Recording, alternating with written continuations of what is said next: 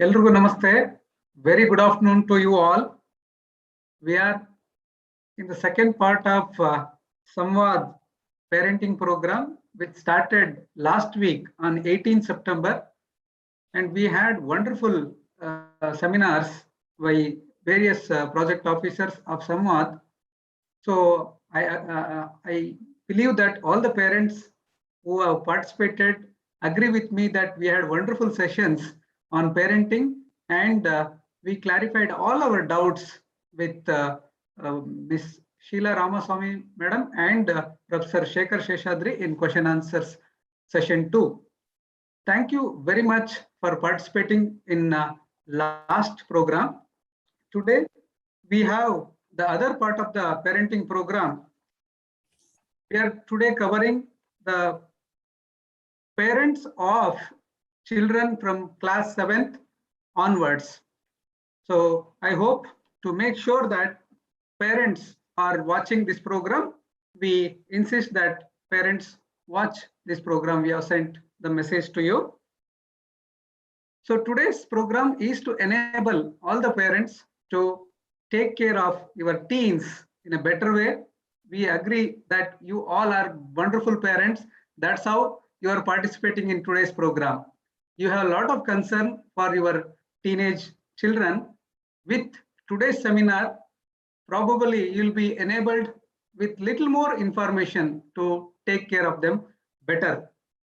I take this opportunity from Rotary Club Manipal and on behalf of Rotary Club Manipal and Madhav Krupa School, and from all of you, to thank SAMVAD team under the leadership of Professor Shekhar Sheshadri, who is Principal Investigator of SAMVAD, and Ms. Sheila Ramaswamy, Technical and Operational Lead of Education team, for their incessant support and constant encouragement. Without them, today's program was not possible. So I thank them and I welcome them for this program too. I also take this opportunity to welcome Ms. Deepika Singh and Ms. Junia, who are the project officers and the speakers for today's program. They are working in education team of SAMVAD. I hope we will have wonderful time with both of them. They have made their time possible for us. So we thank them for making time for us, and welcome you, both of you, madam, for this program. I also take special regards for IT team, who constant support has made this program both on 18th and today's program possible. So I thank and welcome the IT team too. Dear teachers and parents, as once John Edgar, the longest serving FBI chairman of America, said, if the good disciplining is practiced at every home, effective parenting is practiced at every home, I can guarantee that I will reduce juvenile delinquency below 95%. So he guaranteed to reduce juvenile delinquency by 95%, not in India, in America, if a healthy, effective parenting is practiced at every home. ಸ್ನೇಹಿತರೆ, ಇವತ್ತಿನ ಕಾರ್ಯಕ್ರಮದಲ್ಲಿ ನಮ್ಮ ಹದಿಹರೆಯದ ಮಕ್ಕಳ ಒಂದು ಭಾವನಾತ್ಮಕ ಬದಲಾವಣೆಗಳು, ದೈಹಿಕ ಬದಲಾವಣೆಗಳು, ಮಾನಸಿಕ ಬದಲಾವಣೆಗಳು, ಅವರಿಗಿರ್ತಕ್ಕಂಥ ಸಾಮಾಜಿಕ ಒತ್ತಡಗಳು, ಅಕಾಡೆಮಿಕ್ ಚಾಲೆಂಜಸ್, ಇವೆಲ್ಲದರ ಮಧ್ಯೆ ಅವರ ಮನಸ್ಸನ್ನ ಅರಿಯುವುದಕ್ಕೆ ಸಾಧ್ಯ ಆಗದೆ ಕೆಲವೊಂದು ಬಾರಿ ಹದಿಹರೆಯದ ಮಕ್ಕಳ ಜೊತೆಗೆ ತಂದೆ ತಾಯಿಗಳಿಗೆ ಕಷ್ಟ ಆಗ್ತದೆ. ಅದರಲ್ಲೂ ಈ ಕೊರೋನಾ ನಂತರ ಆನ್ಲೈನ್ ತರಗತಿಗಳು ಪ್ರಾರಂಭ ಆದ್ಮೇಲೆ ಮಕ್ಕಳಿಗೆ ಅವರ ಸ್ನೇಹಿತರ ಒಡನಾಟ ಇಲ್ಲದೆ, ಟೀಚರ್ಸ್ ಸಂಪರ್ಕ ಇಲ್ಲದೆ, ನೇರ ಸಂಪರ್ಕ, direct contact with parents for long hours ಇರೋದ್ರಿಂದ ಅವರಲ್ಲಿ ಹೆಚ್ಚಿನ ವರ್ತನಾ ಸಮಸ್ಯೆಗಳು ಕಂಡಾಗೆ ಭಾಸವಾಗಿ ಎಲ್ಲಿಯಾದ್ರೂ ನಮ್ಮ ಮಕ್ಕಳು ದಾರಿ ತಪ್ತಾ ಇದ್ದಾರಾ ಅನ್ನೋ ಭಾವನೆ ನಮ್ಮಲ್ಲಿ ಬಂದು ಆತಂಕ ಮೂಡಿಸಿರ್ಬೋದು. ಇವತ್ತಿನ ಕಾರ್ಯಕ್ರಮ ನಿಮಗೆ ಸಾಕಷ್ಟು ಅನುಮಾನಗಳನ್ನ ಪರಿಹರಿಸಿಕೊಳ್ಳಿಕ್ಕೆ ಅವಕಾಶ. I request all the parents to stay till the end. You will have a wonderful guest lectures followed by there will be time for clarifying your doubts.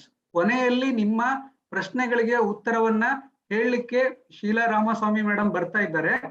ಅವರ ಕ್ವಶನ್ ಅಂಡ್ ಆನ್ಸರ್ ಸೆಷನ್, ಅವರು ನಿಮ್ಮ ಪ್ರಶ್ನೆಗಳಿಗೆ ಒಂದು ಸ್ವಲ್ಪ ಸರಳವಾದ ಕನ್ನಡದಲ್ಲಿ ಕೂಡ ಉತ್ತರಿಸಲಿದ್ದಾರೆ. ನನ್ನ ವಿನಂತಿ, ಕೊನೆಯವರೆಗೂ ಈ ಕಾರ್ಯಕ್ರಮದಲ್ಲಿ ಭಾಗವಹಿಸಿ ಈ ಕಾರ್ಯಕ್ರಮದ ಸಂಪೂರ್ಣ ಲಾಭವನ್ನು ನೀವು ಪಡೆದುಕೊಳ್ಬೇಕಾಗಿ ಕೇಳಿಕೊಳ್ತೇನೆ. ಮತ್ತೊಮ್ಮೆ ಈ ಕಾರ್ಯಕ್ರಮ ಯಶಸ್ವಿ ಆಗುವಲ್ಲಿ ಶ್ರಮಿಸಿದ ಪ್ರತಿಯೊಬ್ಬರಿಗೂ ವಂದಿಸುತ್ತಾ, ರೋಟರಿ ಕ್ಲಬ್ ಮಣಿಪಾಲದ ವತಿಯಿಂದ ವಂದಿಸುತ್ತಾ ನನ್ನ ಸ್ವಾಗತ ಮಾತುಗಳನ್ನು ಮುಗಿಸ್ತೇನೆ. ಕಾರ್ಯಕ್ರಮ ಕೇಳೋಣ, ಯಶಸ್ವಿಯಾಗಲಿ ಅಂತ ಹಾರೈಸ್ತೇನೆ. Thank you very much for the opportunity. Madam, please take over. Thank you very much, Dr. Virupaksha. Thank you so much for the warm introduction. We are indeed very glad. Greetings from SAMVAD, which is support, advocacy, and mental health interventions for children in vulnerable circumstances and distress. So Sir has already mentioned a little bit of us. I would also like to let you know that this is a national initiative and integrated resources for child protection, mental health, and psychosocial care. And we are funded by the Department of we are under the Department of Child and Adolescent Psychiatry, and we are under the Ministry of Women and Child Development and at NIMHANS. We work in 4 verticals: the mental health team, the care and protection, law and policy, and education team. And I'm June, and Sir has already mentioned my name, Junia, and this is Deepika. So we are from the education team of SAMVAD. So we will be taking you through this session. We already have had our session last Saturday on younger children.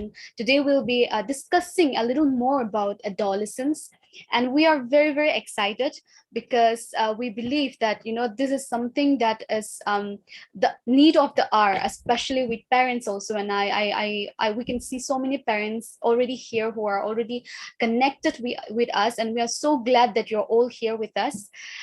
As we continue our sessions, we would like to also share that the sessions will be in English. The question and answer session, however, will be in Kannada, so you can surely speak and give your questions in Kannada later in the last half an hour of the session, so that you can converse and share your questions, where your questions will be answered by our very own technical operational lead, Sheila Ramaswamy. And also this session that we'll be going through today, it will all be in English. So yeah, we are very excited, and I think we'll start now. I'll hand over the time to my colleague Deepika, so she'll take over. Yeah, thank you so much. Thank you, June.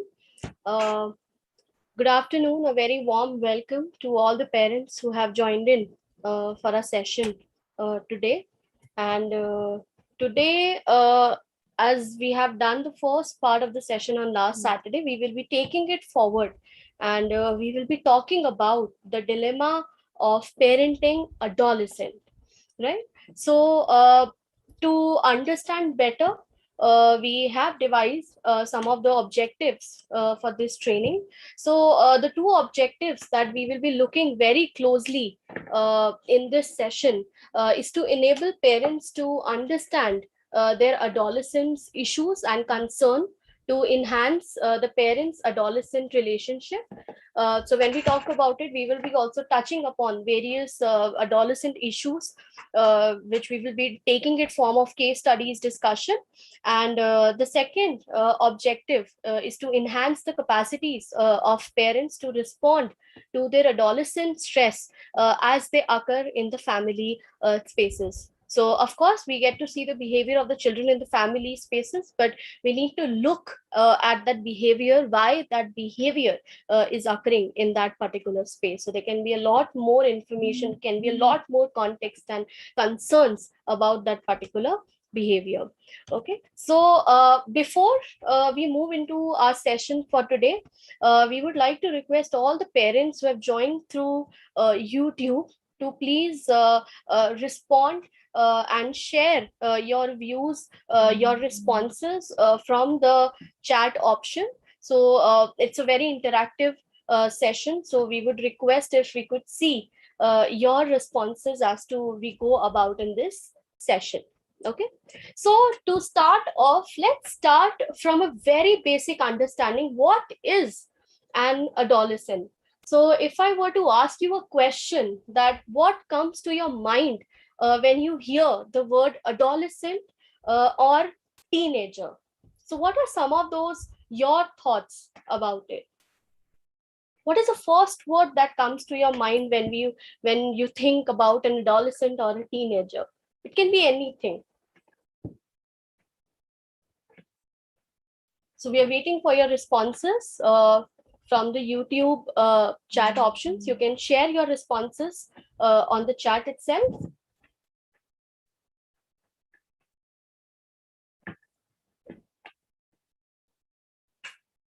What do you think? What is the first word or what is the first adjective that comes to your mind when you hear the word adolescent or a teenager? Okay, so somebody is writing anger.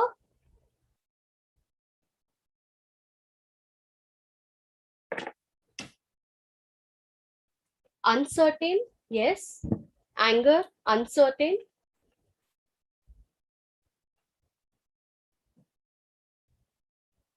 Okay. Okay, so somebody is also describing the picture we have on the screen, together clicking the picture. Innocent children, yes, innocent children. Confused age, yes, thank you, Rupa ma'am. Puberty, yes, that's very true. Stubborn, active, okay, irresponsible, angry, free-minded children, anger, innocent children. That's true. That's a quite like of the understanding we have of the word teenager. Yes, fun, innocent. That's very true. Friendly. Sabina ma'am writes friendly.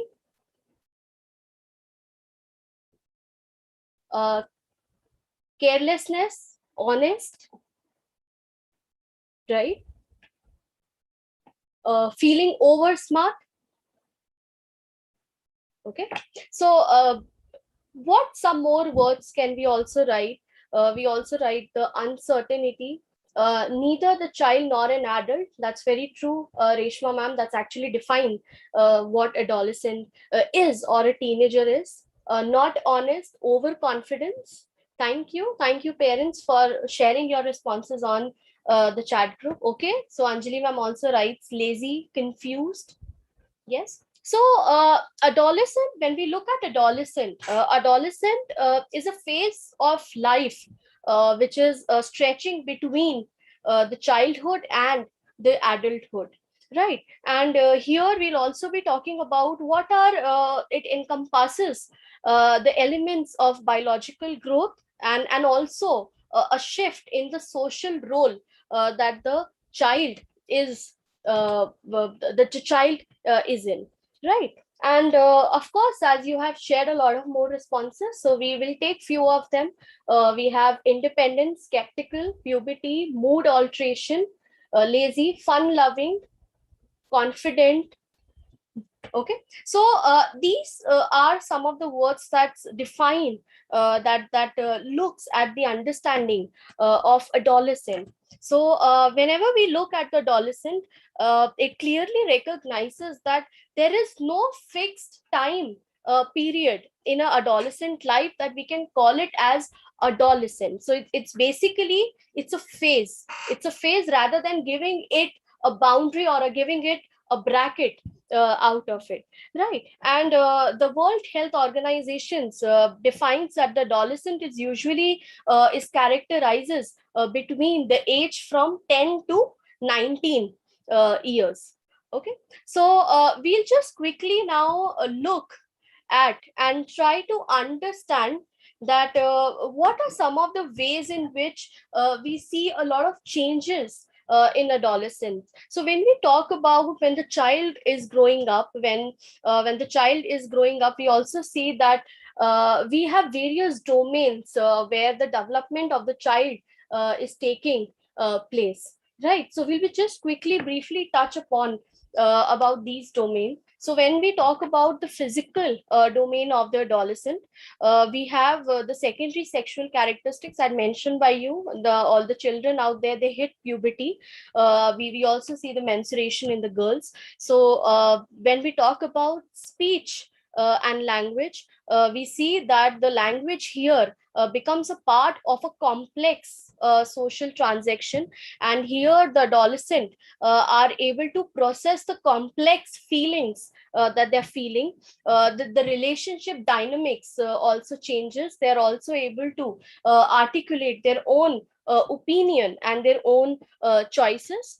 So when we look at from the cognitive lens, so cognitively they are more likely to question and less likely to accept what is being said to them. And there is also the ability for self introspection. So there is analysis, there is a judgment that these children are also able to get through. So from being a child where the children have a concrete understanding, where they are black and white thinkers, when the things are very clearly distinguished for children, suddenly when they come through and when they pass through this adolescent phase, it becomes they start to think abstractly, and from there their thinking from black and white actually turns into the various shades of gray, right? And here they then question a lot of things. They tend to put up a lot of understanding, a lot of thinking, a lot of analysis to their own understanding. Okay, so and when we talk about the emotional understanding of these children, they're also coping up with a lot of stress. They are also dealing with the peer pressure. They also have this thing to, they want to fit in, they want to gel in with their friends. They also show a happy, healthy, and a responsible sexual behaviors. They also do a lot of decision making for attraction and for the sexual relationships that they have. And lastly, we talk about the social domain of these children. So there is a lot of self-identity. So rather than identifying themselves with the parents, the children, the adolescent at this phase of life, they tend to question the parental authority. We also see a kind of behavior where they have a need to fit in at the same time. So whenever we are talking about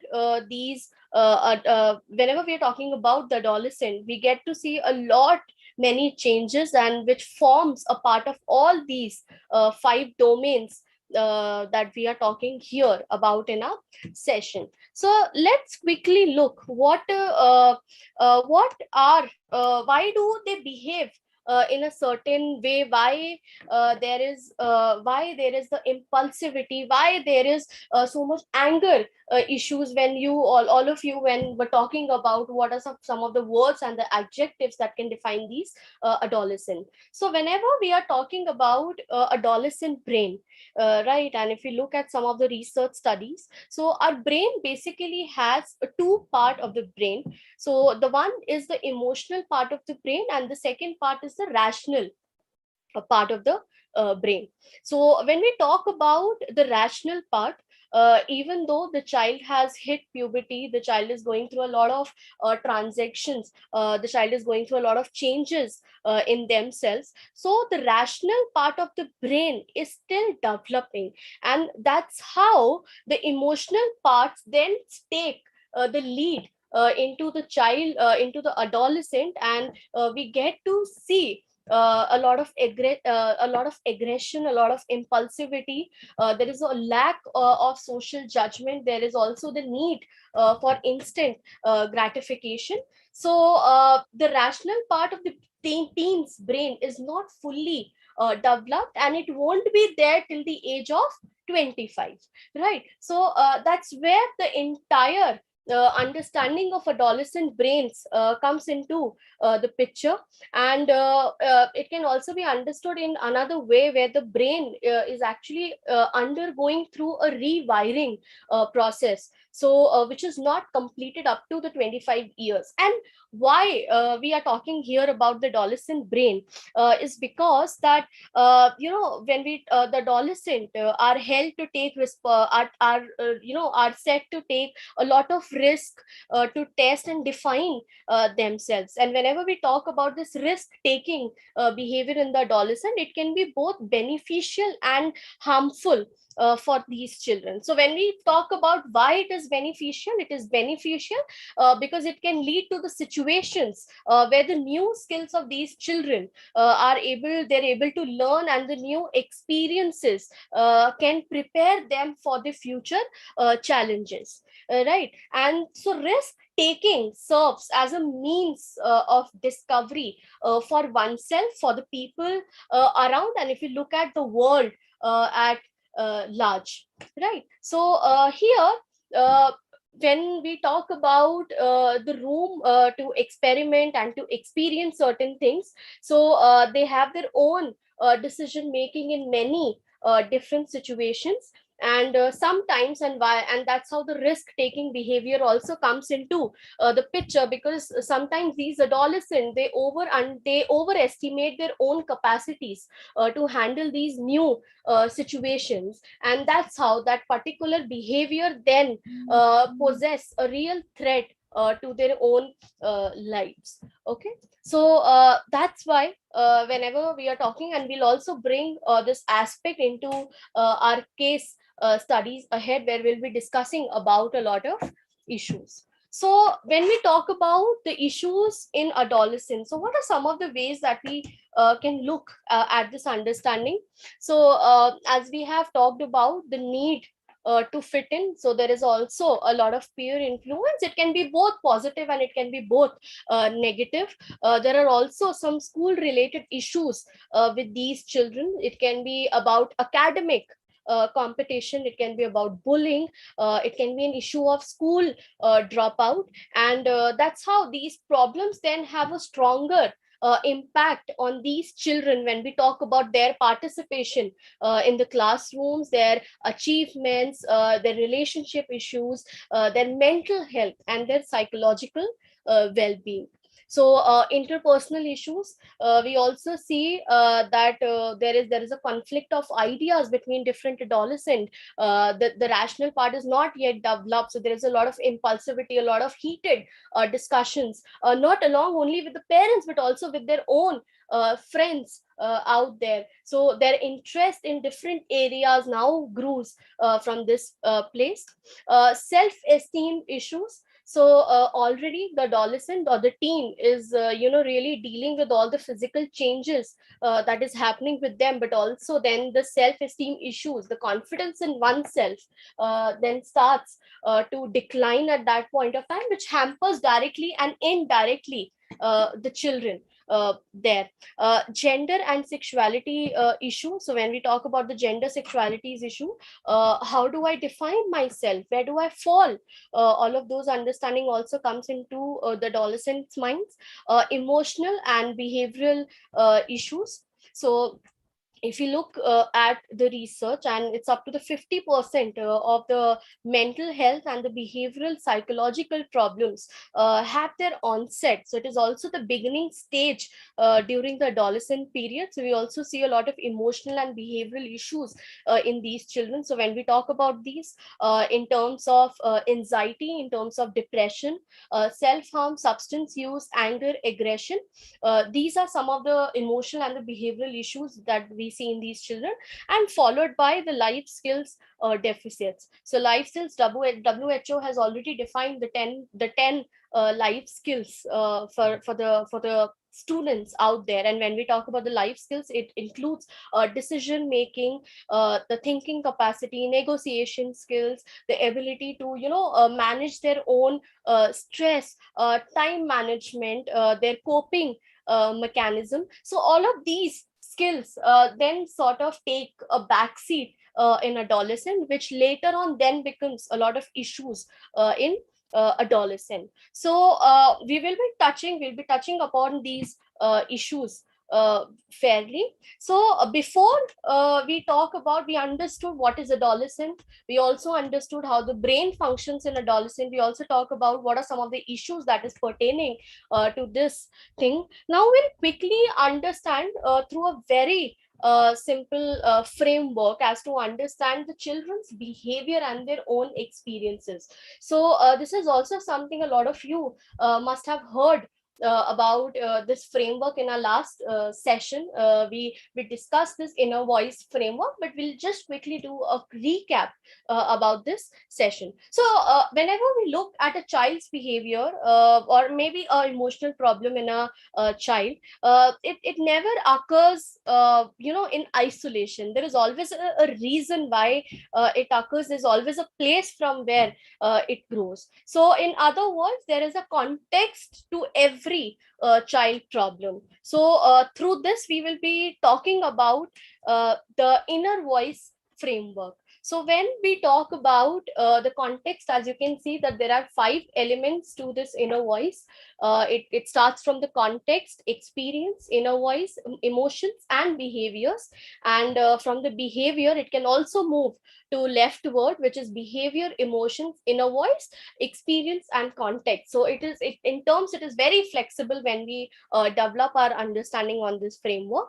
So whenever we are talking about the context, so what is context? So context is basically the location of the children, the living arrangement, the family situation where the child is coming from, where the experience of the child is growing, right? So it can be, is the child staying at home? Is the child staying at a hostel? Is the school environment conducive for the learning? Are there the family, or are there any marital discords amongst the parents at home?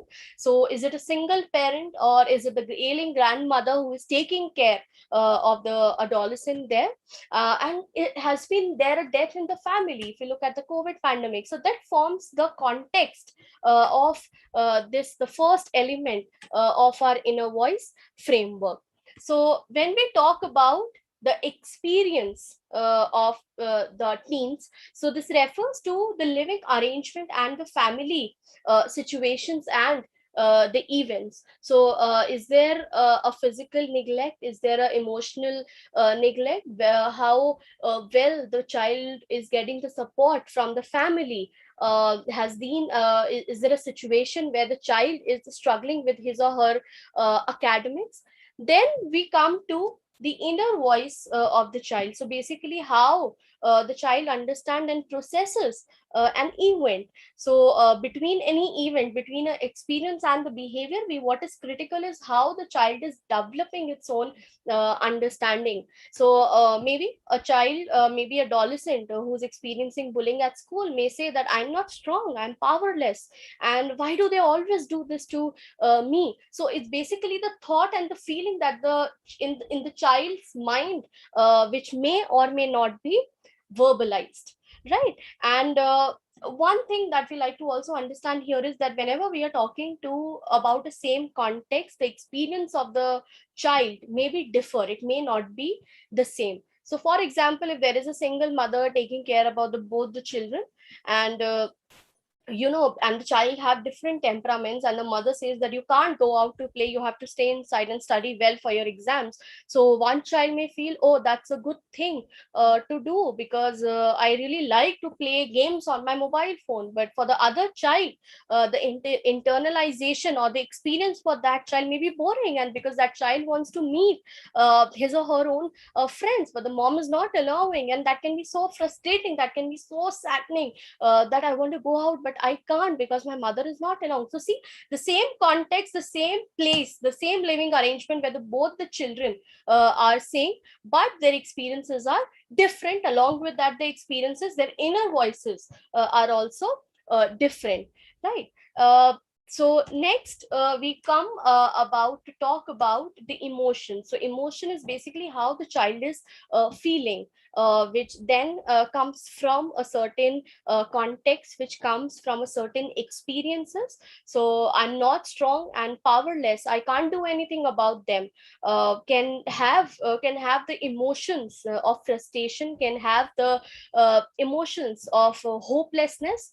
And here from there other examples of the emotions, we'll also talk about what are some of those behaviors. So behavior is also what is the reaction of to the emotions or to the experiences that the child is feeling. So here whenever, so emotions are something which is internal in origin, and behaviors are something which are overt and which can be observed, which can be seen by the other individual out there, right? So let's just quickly do a very simple exercise to understand that how well are we able to distinguish between emotions and behaviors, right? So can we have some responses? So let us name some emotion, as many as we can.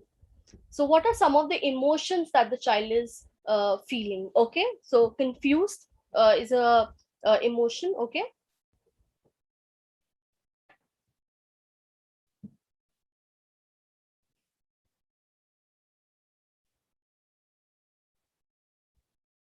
Okay, so can we have some more responses from the parents? What is emotions? What are some of the emotions? If you can name few of them.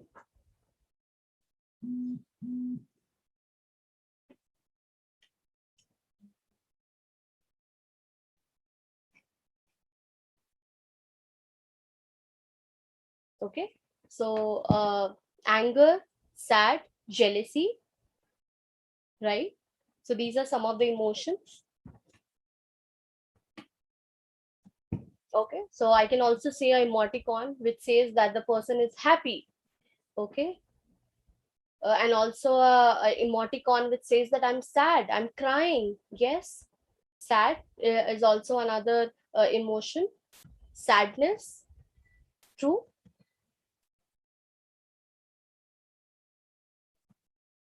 Okay, so happy, sad, anger, anxious, yes, fear, skeptical, curious, right?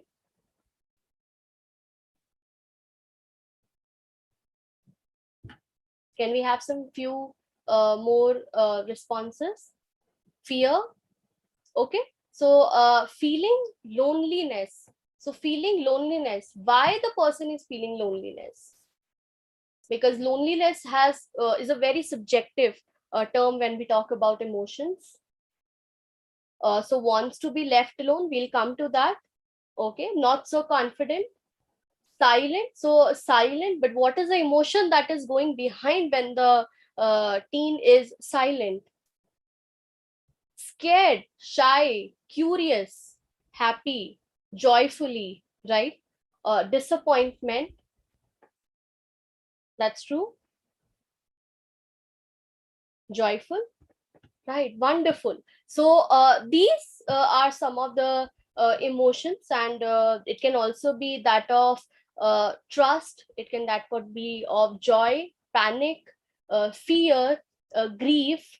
So these are some of the emotions. So let's get us to the second part of it. So let us name some behavior. We can, yes, frustration is also an emotion. So what are some of the behaviors that we see in adolescent? Okay, silent, yes, silent because of the feeling of loneliness. That's true.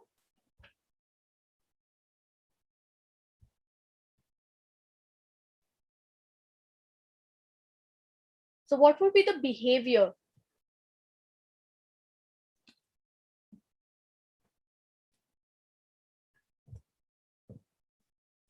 Okay, so yes, the behavior can be good.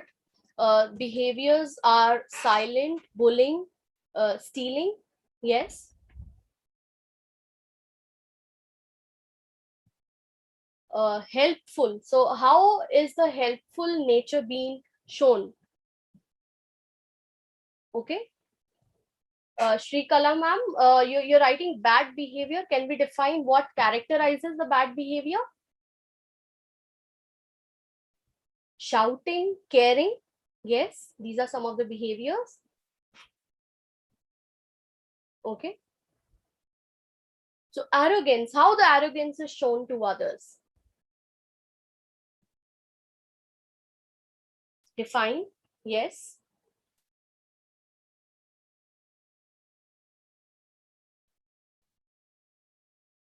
Okay.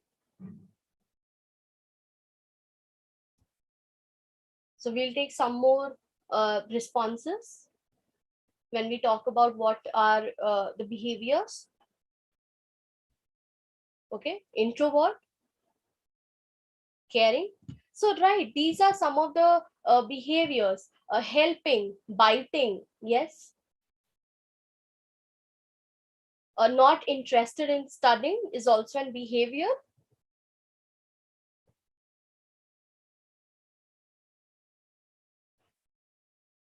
Okay. So whenever we are talking about these behavior, and whenever we are talking about emotions, so emotions is how we feel. So caring, respect, anxiety, anger, uh, restlessness, lazy. So these are some of the emotions, that how do we feel, what is being out of ourselves, what is something which is internal, right? For example, anger, love, possessiveness. And when we're talking about being aloof, not coming out of the room, telling lies, is then becomes the behavior. So how are we then doing the actions which is external and which can be observed by others, is what is known as behavior. So for example, if you want to relate, if you want to check the relationship between the emotions and the behaviors. So if somebody who's feeling angry, they might, verbally abuse somebody, they might hit somebody. And when we talk about love, it may be hugging, it may be kissing, and the anger can also be shown by shouting. It can also be shown by tearing off pages. It can be shown of kicking somebody. And when we talk about possessiveness, it's being clingy to that person, not going out to somebody else, but staying to that one particular person. So that defines the possessiveness in these children. So given the understanding of the framework of the inner voice, which we have done today, we will now look at how, as a parent, can we increase our understanding. And I'm sure a lot of parents do understand and help their adolescent, their teenage. But what are some of the ways, what can be the one of the strategies, or maybe can one of the frameworks then we can adopt to work with these children. So here we'll talk about a framework. This framework is known as AIMS strategy. So the AIMS strategy, it can be categorized into 4 steps. So the 4 steps is, first is the acknowledgement of emotions. The step 2 is the insight facilitation. The step 3 is the motivation for change, and the step 4 is the strategies for the behavioral change. So we'll just quickly look and understand what is the meaning of these each step. So whenever we are talking about acknowledgement of emotions, and we have already discussed a lot of emotion, I can still see a lot of parents are still writing their understanding of emotions on the chat group. Yes, fear, happiness, aloofness, rejection, these are all the emotions that anybody feel at some point of the time. So the first step, so whenever we are working with the adolescent and whenever we want to show a certain kind of behavior, this aims strategy can be adopted. So what every parent can do, so what is the aim? So the aim is to interact with the child in a better manner, in a better way. So for that aim, we have a aims strategy. So that's how you can also develop your own understanding about this. So whenever we talk about the step one, it's about telling the adolescent that you understand what he or she is feeling, right? But remember one thing, that with the activity that we just did now, that you're not validating the action and the behavior. You're only validating the emotion or the experiences that lies behind it, right? So here, for instance, if we talk about getting angry with somebody, like, so getting angry is a very natural response. But how do we express our anger?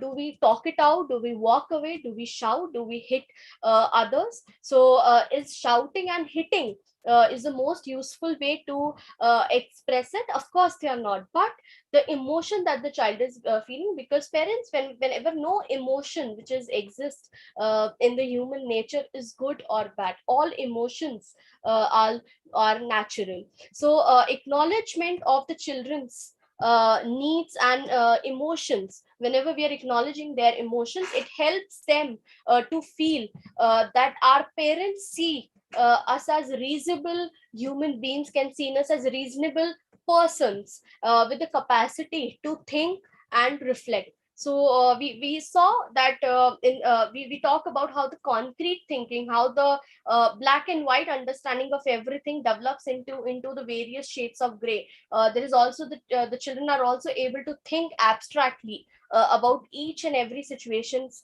out there. So whenever you are acknowledging the emotions of the child may feel, oh, they really understand me, they really know, they understand how I am feeling, they're able to relate to my experience here. And that's how the child will then have a capacity to think and reflect about something, right? So moving on to the step two. So as a parent, we can provide an insight facilitation to the child. So it is about helping the adolescent to understand, right? To understand that any behavior that the behavior that the adolescent is exhibiting is a problem, and why that particular behavior is a problem for these for the somebody from at home and for somebody in the school spaces.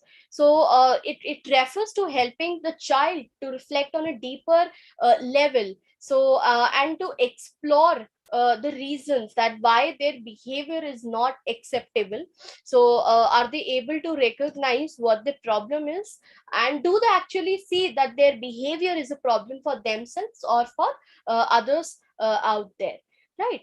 And whenever any adolescent, any teenager have an understanding of the behavior and acknowledge the difficulties that it has created for self or for the others, then we can say that there is a insight, there is a deeper understanding that exists with the child then and there, right? Coming to the step three. So step three talks about the motivation for change here. So motivation for change is talks about that any change, any adaptation, any new learning that we want to see in any adolescent, it requires a motivation, it requires a will to change, because that's how a person can then practice different behavior, right? So at this stage, we build our understanding on the two steps that we have done, and then we'll move on to the motivation for change.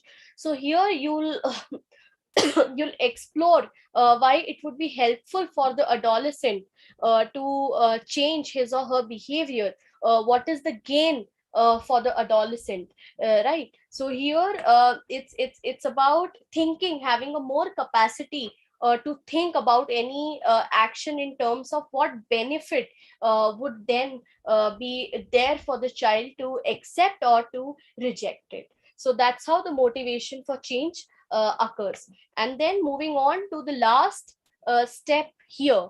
The last step talks about the strategies for behavioral changes. So how these behaviors which are problematic, which are not acceptable, can be changed with different methods and strategies out there. So this is actually the last stage in the intervention change. It involves a lot of ideas, it involves a lot of strategies and a lot of technique, so that the adolescent is assisted, and they can learn and implement and not engage in any kind of undesirable behavior any longer, right? So so this is the one a very brief understanding about the aims strategy. And here we'll look at that how all of these four strategies can then be adapted by a parent and can move from one step to the another, and how we can then see the entire transformation of the child. But whenever we are looking at these four steps, it's very important that we also acknowledge, we also accept, and we also sort of understand the inner voice of the child. So the inner voice is actually something like a hidden mountain that the child is carrying with themselves. So they don't have anyone to talk about it. So it's more like a empathy building, how the child wants to think about a certain behavior, a certain problem, or certain issue out there. So let's practice this framework with the help of an example. And I request all the participants to show their active participation with us in this session today. So let's move to case 1 here. So Raghav is a 17-year-old, and he will be appearing for his board exams. So due to the poor performance in the pre-boards, he has been worried that and is unable to concentrate on his studies. One day, his friends invite him over and told him that if you will come here, you shall forget all your worries and we will have fun. So Raghav then goes and meet house his friends. So Raghav comes home in an intoxicated state, and when his fathers open the door for him, he got furious and said, "So is this the reason why we are sending you to a school? You have already failed us as a parent. Is this how you repay for all the money that we have spent on you?" So that's how the Raghav's father responds to this entire situation. So let us understand this case study first from the inner voice framework. So imagine that the next day the Raghav gets up and he thinks about the entire episode that occurred last night.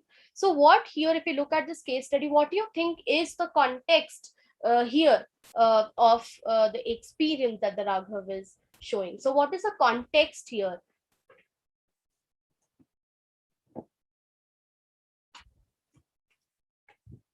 So what is the arrangement? What kind of understanding is Raghav having about himself when the father is saying all of these things? And if you look at the entire case study,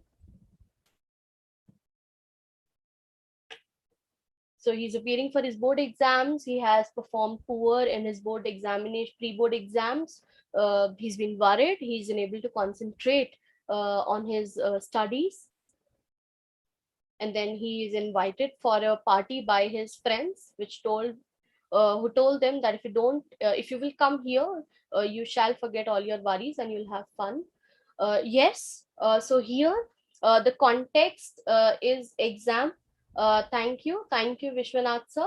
The examination stress is the context here. So what is the experience that we can see here? What is the experience of the 17-year-old Raghav?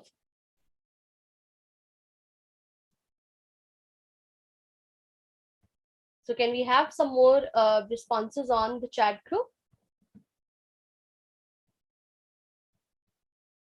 Yes, board exam. But what before the board exam has occurred with Raghav?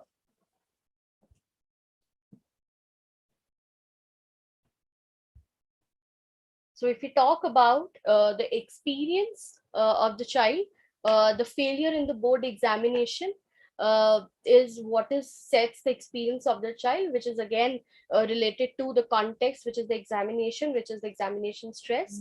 So Raghav, okay. So what would be some what would be some of the what do you call it? What are some of the inner voices that the Raghav will have for himself?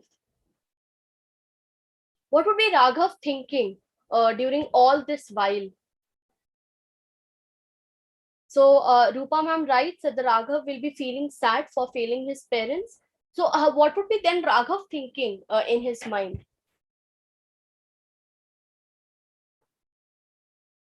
Okay. Yes, I'm not well prepared. I have lost confidence. I'm not able to cope with studies and got less marks in the pre-board examination. Yes, yes, Deepa ma'am, that's right.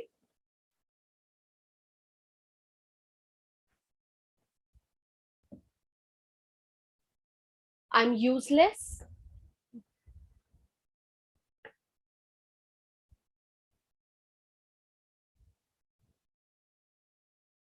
Okay. Nobody understands me.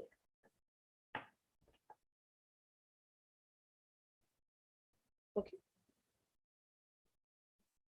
Some more inner voices.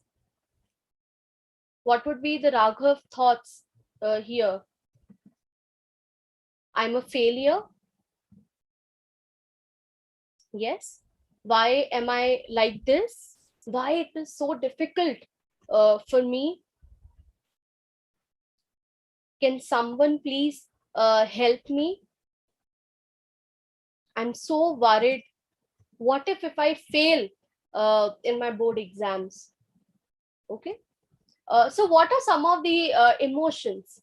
So a lot of the parents have already written the emotions when we were talking about the context and the experience. Yes, the child must be feeling inferior. Yes, the child is feeling upset. What are some of the emotions that the Raghav will be feeling at this point of time?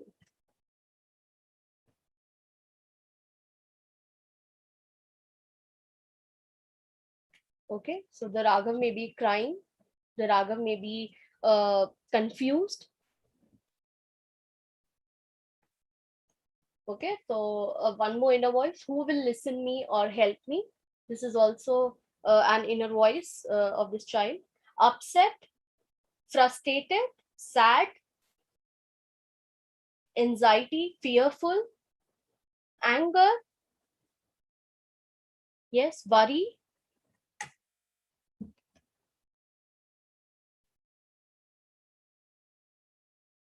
Okay. Loneliness, scared, upset, yes, a feeling to die, that's very important. Rejection, okay. And what kind of behavior has Raghav shown to us with the information that we have for this case study?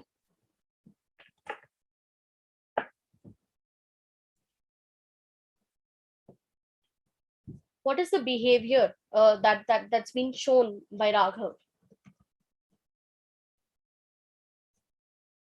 Yes, so we see more responses for the emotions: careless, sad.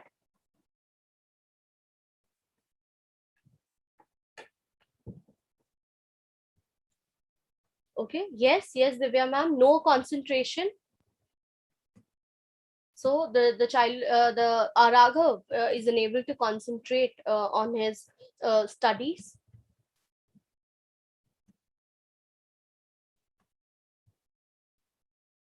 what behavior can we find from the second paragraph? When if we look at the second paragraph, what is again one behavior that is being shown by Raghav?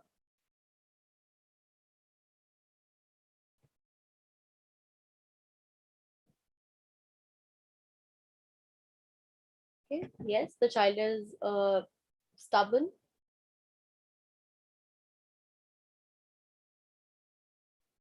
Okay, so one more inner voice, no one is there to help me.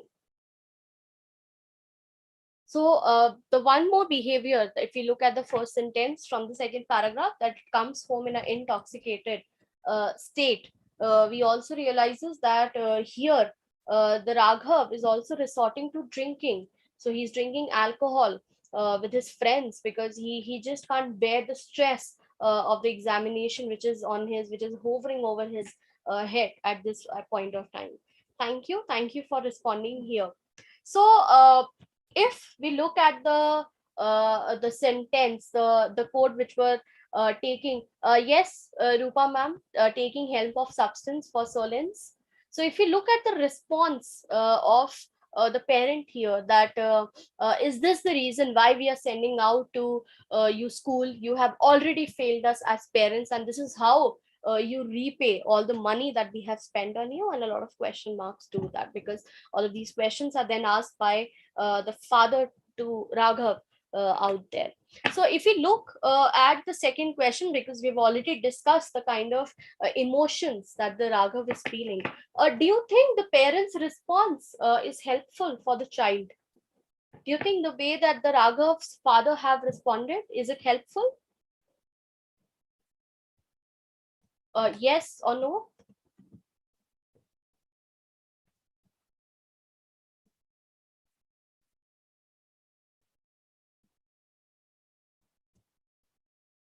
So we are waiting for the responses from the chat box.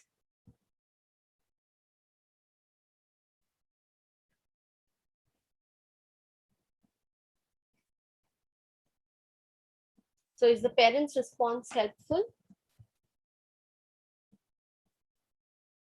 No.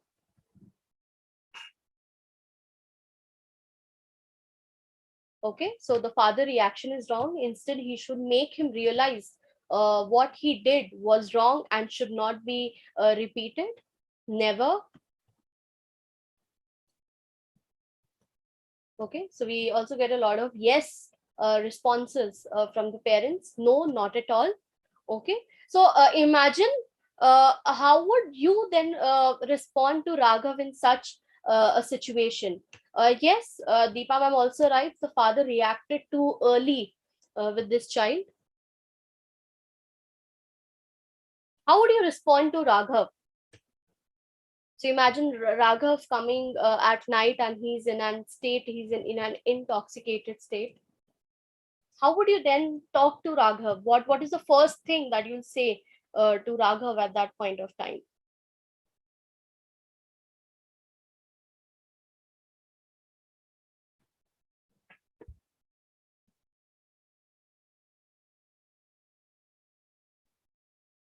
So we'll wait for some time to take the responses from the parents.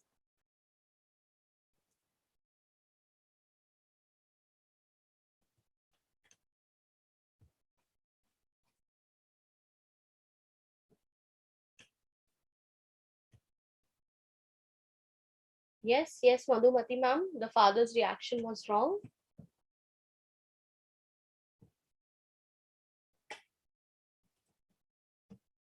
Okay, so Deepa ma'am writes, sleep, let's talk tomorrow. Yes, he was in a angry mood. Okay.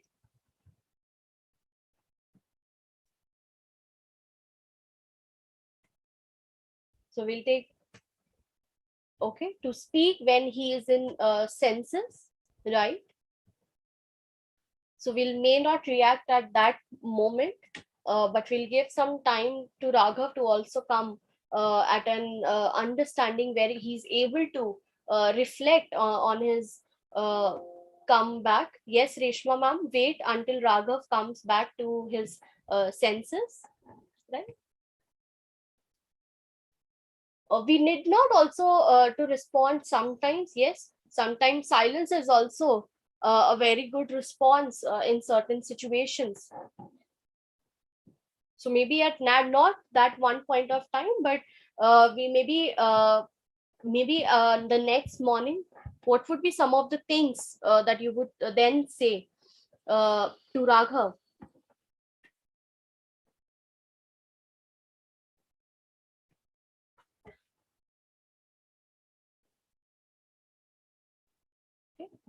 So let's then understand our responses in the framework that we just discussed now. So we'll understand that how this aims strategy can help us to respond in a much more way, in a much more better way.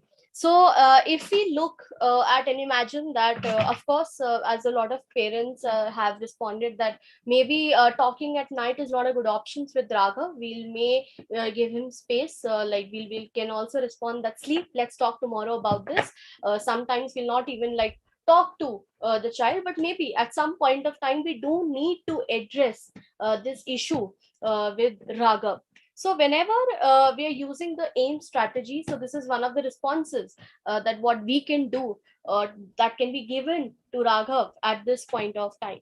So at step 1, which talks about acknowledgement of emotions, so a lot of you have already identified a lot of emotions that he's worried, he's stressed, it's hopeless, he's crying, he's powerless, he's isolating himself. So understanding all of these emotions, so one response, and maybe this can be said the next morning whenever the Raghav is in a state, when he's into his own senses, that I understand that you're feeling sad with your pre-board exams, and sometimes exams can be stressful, and the only way you look forward is to run away from it, like running away from the situation here.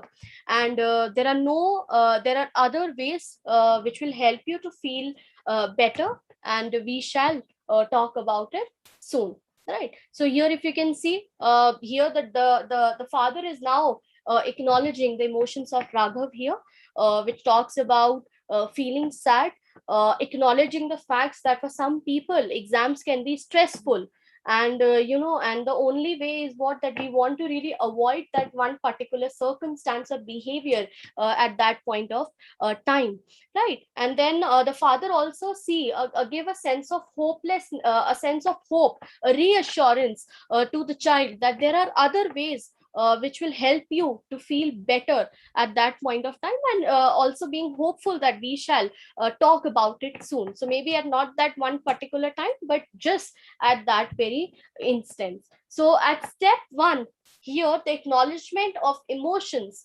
can be done in this way, and also maybe the acknowledgement of emotions about the feeling sad about the parents, that I also felt bad about this whole scenario, can also be done. So if we look at the step 2, which talks about the insight facilitation, Raghav, drinking might provide you temporary relief, but once that it wear off, or you get hooked to it, it can get you into serious trouble. Not only till school, but it can have consequences on your future as well. So now you are giving a more insight to the child here. You are telling the child that why the behavior is a problem here, and why that behavior needs to be changed at that point of time. So here, if you look at the step 3, the motivation for change here is that I can see that you're working hard these days. It is also fine to take a break and meet your friends, which is quite all right. And balance is the key, given that your exams are coming up, you have less time to prepare for your final exams.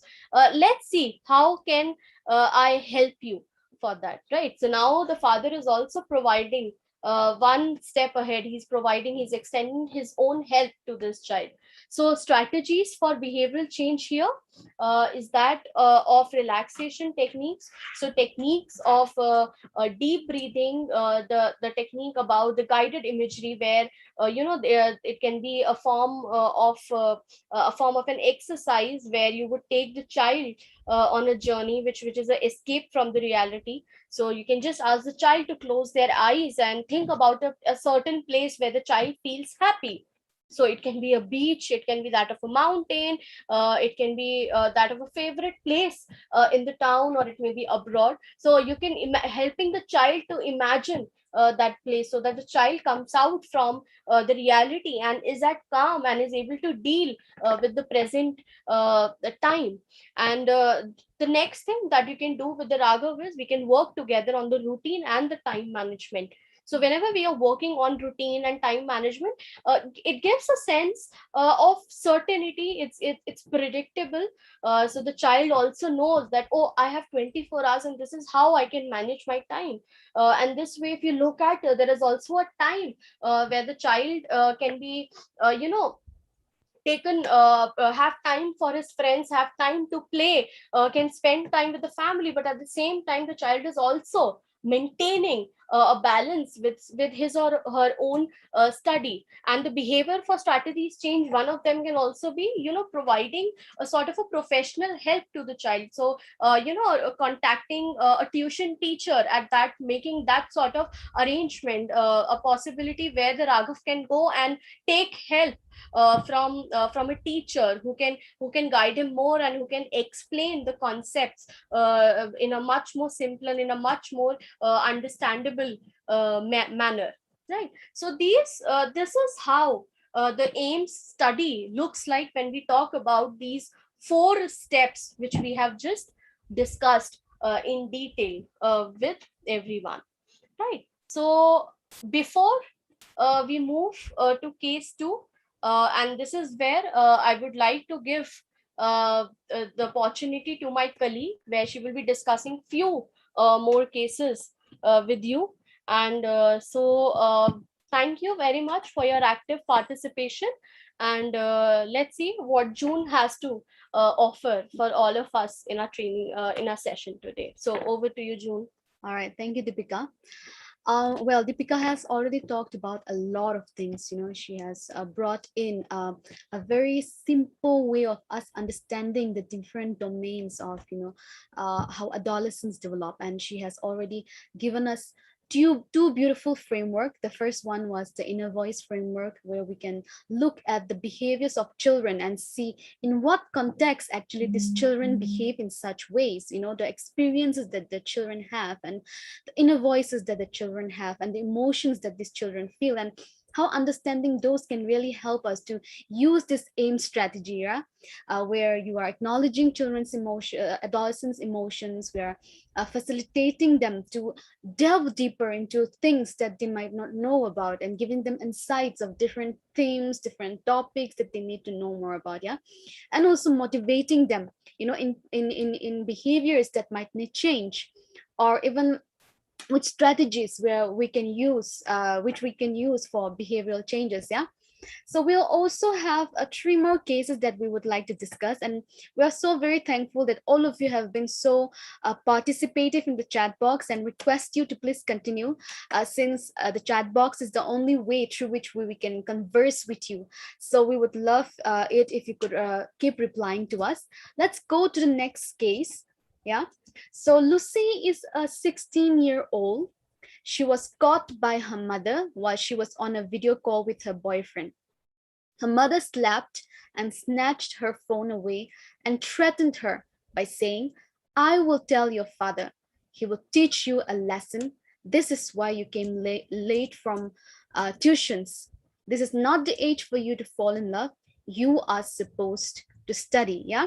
So let's look at this case, and as earlier my colleague has already done, let's also look at the context, yeah? I would request your help in the inbox. Let's look at what the context of this case may be, yeah? Anyone who would want to just write it down in the chat box for us, the context of this case.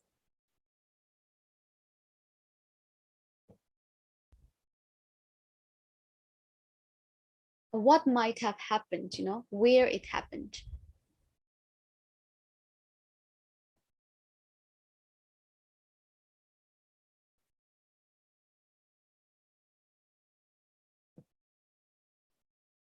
Yeah, as we keep waiting, I'll just bring in the context here also, where the girl was caught by the mother when she was video calling her boyfriend. So that became a context, yeah.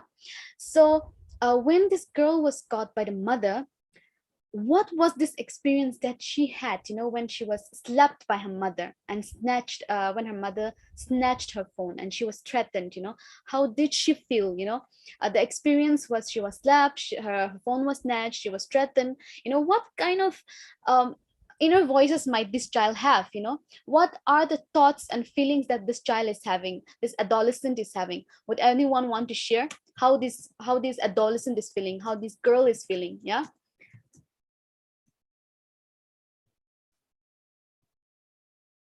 What might be the thoughts that's coming in her head? Imagine you were her. Yeah, imagine you were Lucy, and your mother had caught you doing making a video call to your boyfriend, and she had slapped you, she has taken your phone away, and she has threatened you. How would you feel? Yes, Lucy will be scared. Yeah, what her father's reaction will be. That's very true. She'll be very scared, because her mother said, I will tell your father and he will punish you. Alarmed, feeling ashamed. Yeah, alarmed when she was on the phone and suddenly the mother came in, and like she would be really scared. Yeah, ashamed. Yeah, okay.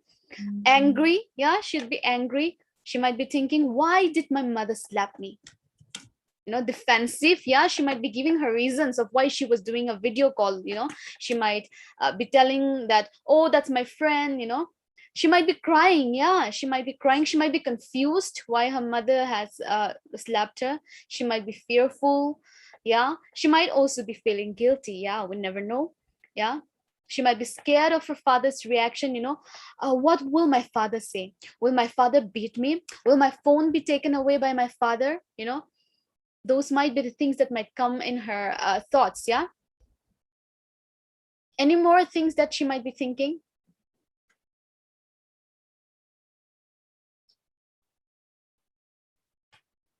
Worried. Yeah, a lot of us has worried for her father's reaction. She might be scared that she might be kept at home and not allowed to go out anymore. Yes, loss of freedom as her phone is taken. Yeah, not just loss of freedom as her phone is taken, but also maybe loss of freedom in terms of going out. Her mother might stop her from going out. She might not be allowed to meet her friends. Those might be some cases. Yeah.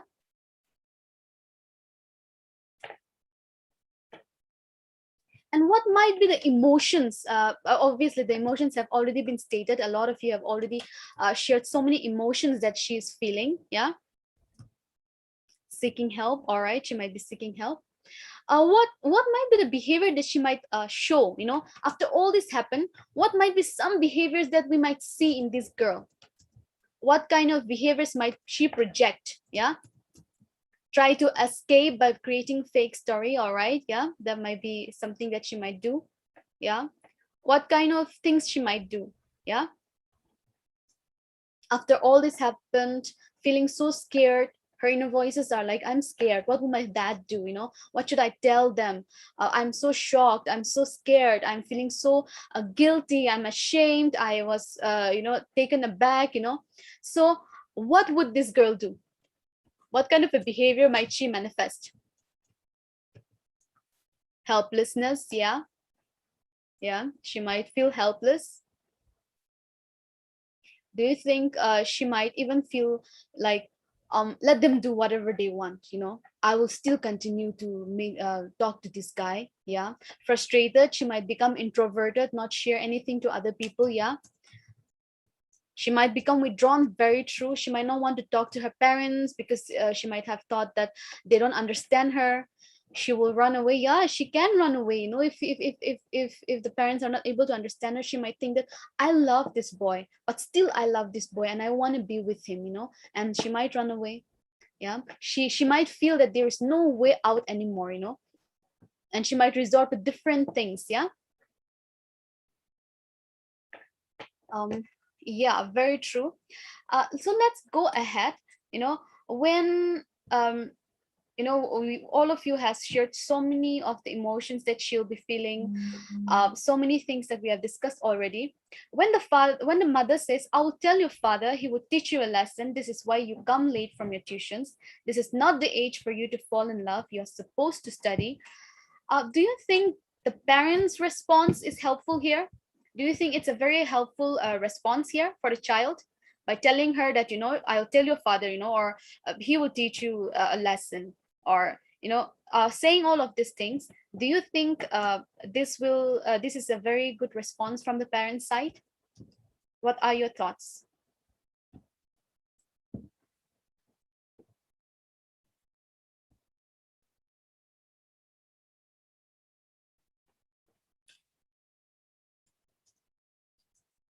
Yeah, you can just put it in the chat box what your thoughts might be of the parents' response. Yeah, some of you, yes, some of you are already replying, no, not at all. Very true. So do you think threatening will be of any good to the child? When you threaten the child, do you think it will help a child when you threaten them? No way. Yeah, but that's very true. Not at all.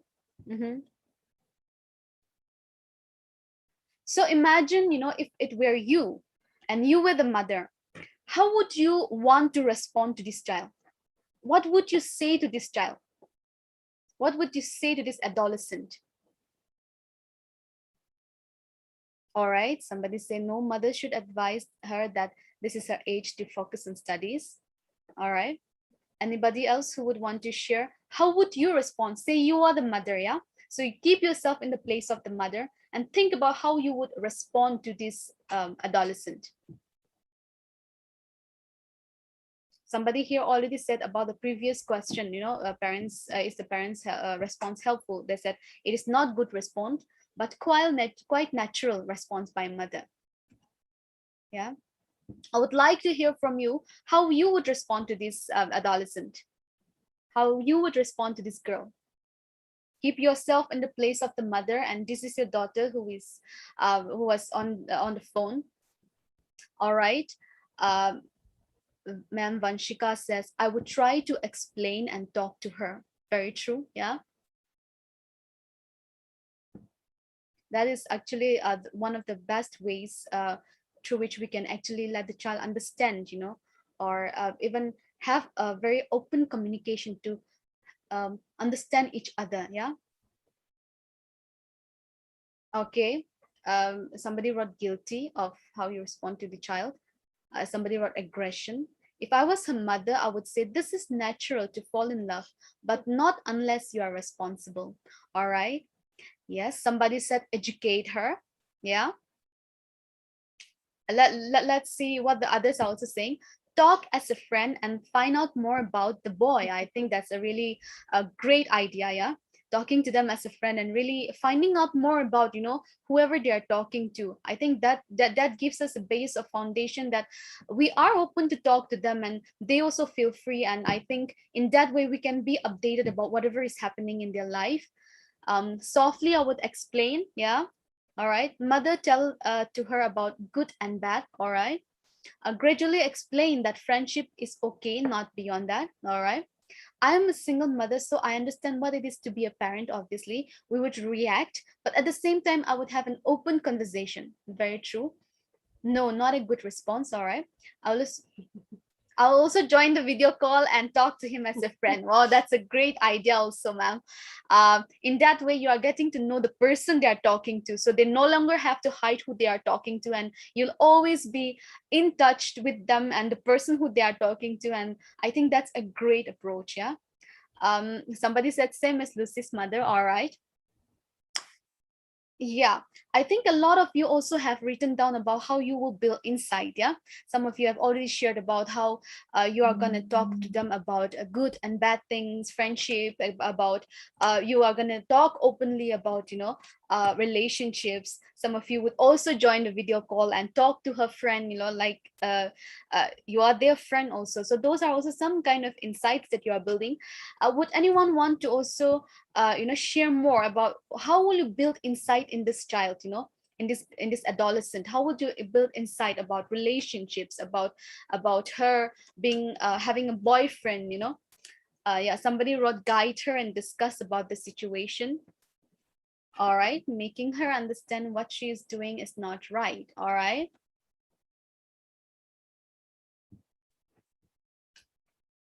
When we say making her understand, you know, what she's doing is not right. When we talk about these things, it is kind of very hard also to talk about these things, and it is very difficult, especially when we as parents have our own values and belief system. But how do we actually look at children, you know, without having our values and belief system coming in between, you know? That is something that is a very difficult thing to juggle with, but I think that is such an important thing. Yeah, misguide from friends. All right. All right. Do you think, you know, as we go ahead, you know, I think we have seen a lot of people writing down about how you will build insight. Anybody else who would want to share about how you would build insight if Lucy was your daughter and you had to talk to her about relationships? Yeah, you can still write down on the chat box. I would love to hear from you.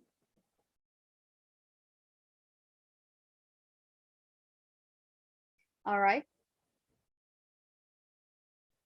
So as we think about building insight, also I would like to again put another question to you, you know. All right, somebody here wrote, wait for a few years till they can make mature decisions. All right. Making her understand her age and requirements, needs, share our own experience. I think that's a very great idea. Also, sharing your own experience helps a child also understand that, okay, you know, my parents have been in the same place as me, so they understand, you know. So there it comes a part where the child is able to understand that you understand where they are at. I think that's a great idea. Understood behaviors. Okay. Yeah. All right. So do you think Lucy, you know, need to change in her behavior? Do you think it is something that she needs to change? Yeah. What do you think?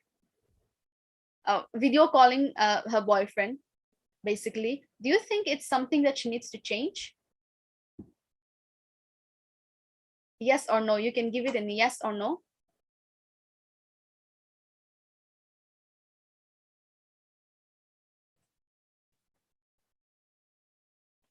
We're eagerly waiting for you. Yeah. Somebody wrote, change her mind through good advice for the previous question, how you will build insight. Yeah. Now let's also see, do you think Lucy needs to change her behavior?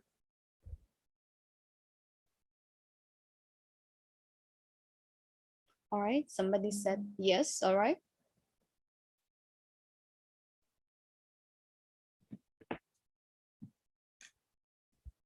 All right. Somebody said yes again.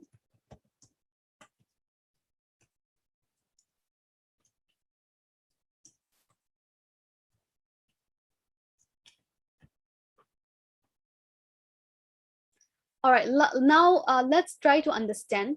Yeah, let's try to understand how to actually use the aims again here. But I will also want to give you two scenarios of, does Lucy need a change in her behavior? One might be, no, she does not, you know.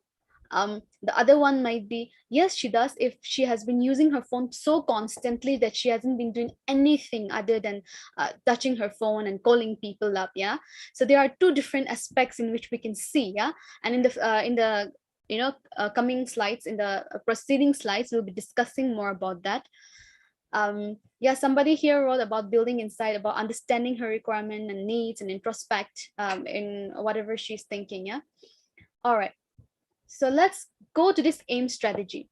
So when we were talking, when my colleague Deepika already shared how we are supposed to use this aim strategy. So how would you acknowledge the emotions of Lucy? Yeah, she was talking to her friend. How would you acknowledge her emotions? How would you talk to her? Yeah. How would you respond to her? So I would like to request you to put it in the chat box. Yeah, what you think might be some of the responses that you can give, acknowledging to her, you know, that the attraction that she feels, or the love that she has for somebody else. You know, how would you acknowledge it, because as Deepika already shared, telling the child that you understand what she is feeling is something that's very important, that will help us build that relationship with the child. Yeah, so you can put it down in the chat box what kind of strategy you might use to acknowledge her emotions of liking someone.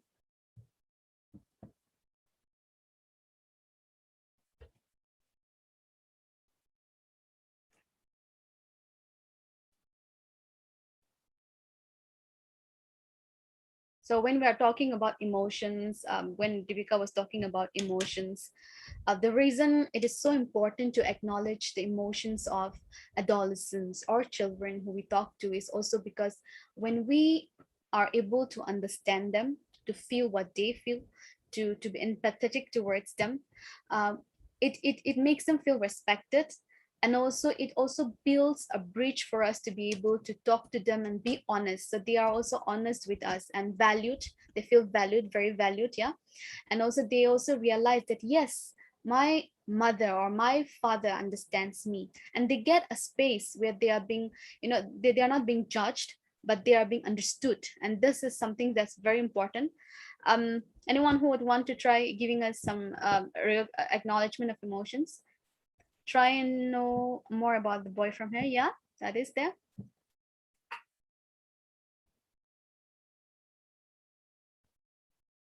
All right, why don't I also try to put something? Yeah, why don't I also try to give you an idea of what we can respond to the child as? Yeah, like for example, we might tell the child, okay, Ma'am Vanchika already shared, I understand what you're going through right now.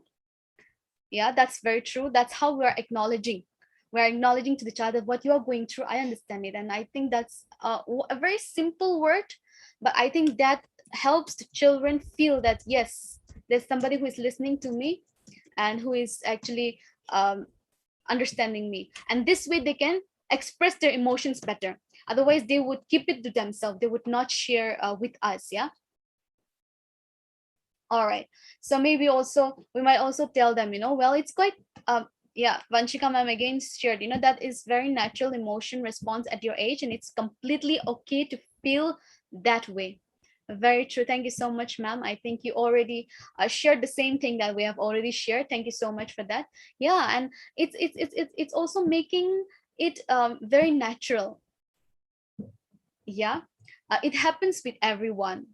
I'm sure your friends are also going through the same thing. Yeah. And also, like Vanchika ma'am said, she already talked about how she can also share her own experiences, and then you bring out, I also, felt so when I was at your age. Also some Supriya ma'am wrote, it is okay to have a friend who is a boy. All right. Yeah. You should be more responsible on handling the friendship so that you never regret later. Yeah. Very true. Yeah.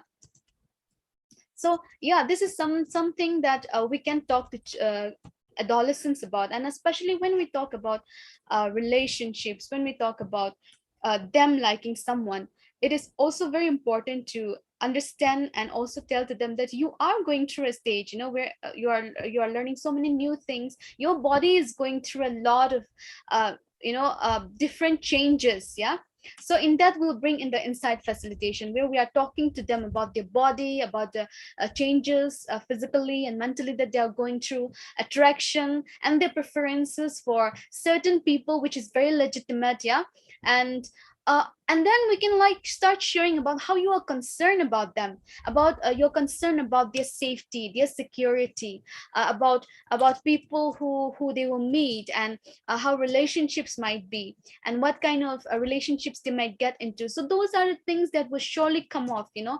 And when you think about it, uh, especially with teenagers, with adolescents, when we think about it, we can just enter into some more discussion about it. What is the right age for love? Yeah, what is the right age for love?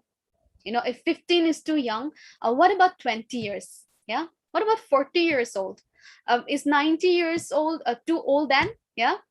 Or how do we know that love at age 15 is not real? Yeah.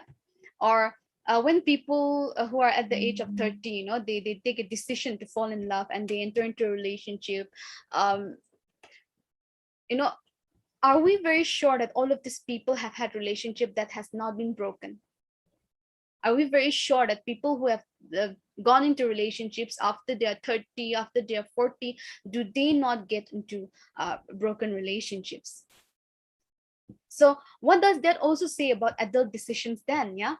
When we talk about youngsters and teenagers, we talk about their decision making, but we also see that even adults have the same kind of problem. So what about those decisions that adults take? Does it mean that, when you're a teenager, you cannot take the decisions rightly, but and as an adult, you're always taking right? Yeah.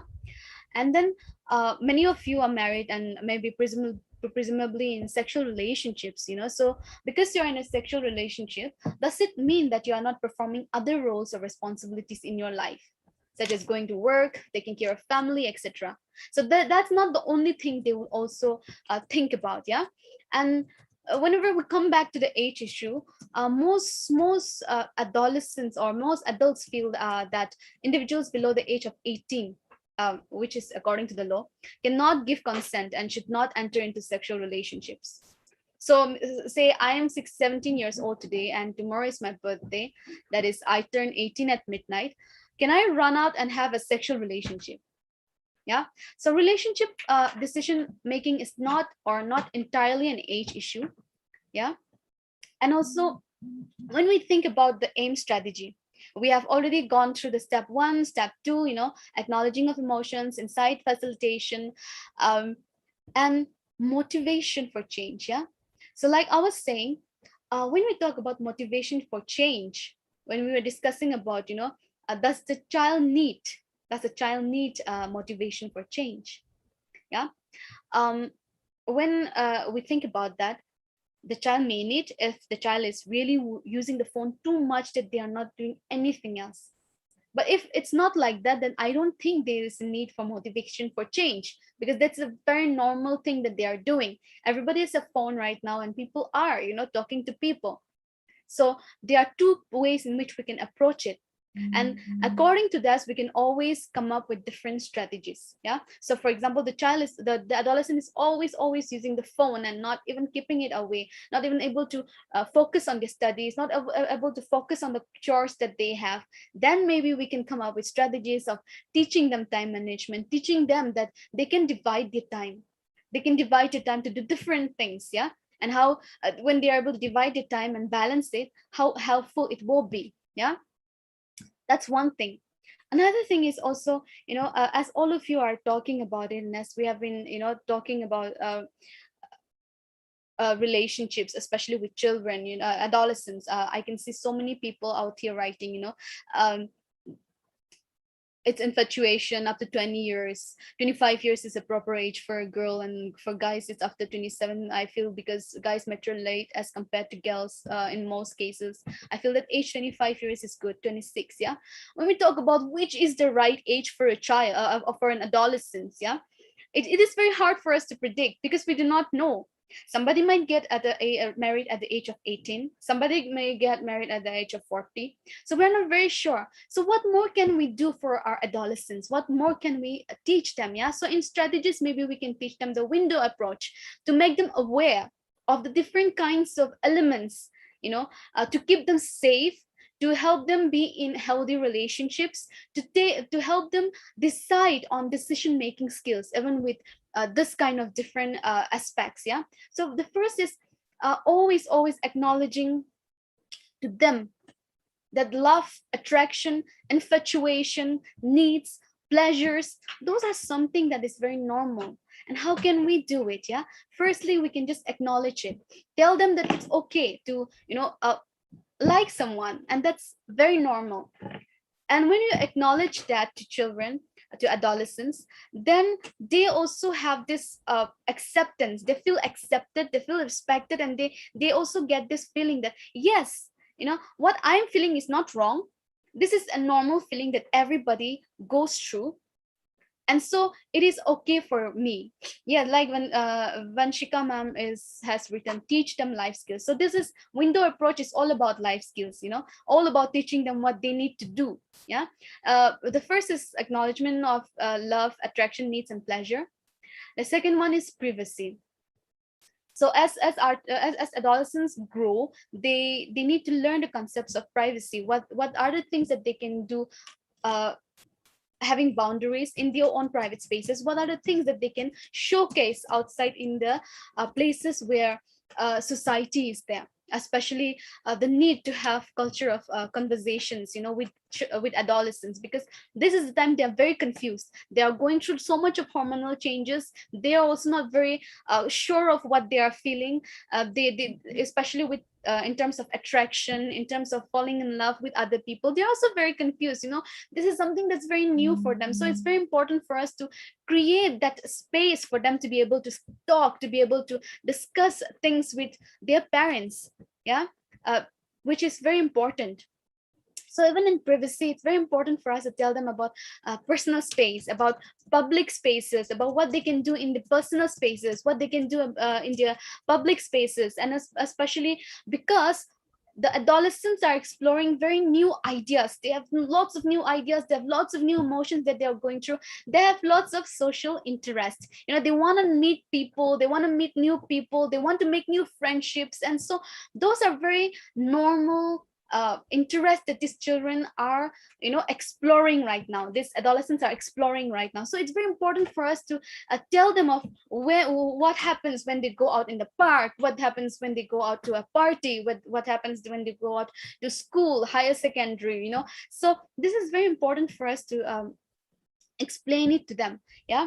And also to give them the support, because they are growing up to be independent people, independent adolescents. Yeah. So we always talk about how adolescence is the stage of transitioning from childhood to adolescence. So in this stage, they are also in the stage where they are also forming their new identities and really learning how to be independent. So how do we as parents support them, acknowledge the emotions of whatever they are feeling, also teaching them about privacy, about what they do in social spaces, what they do in personal spaces, and also giving them the support that they need. Yeah.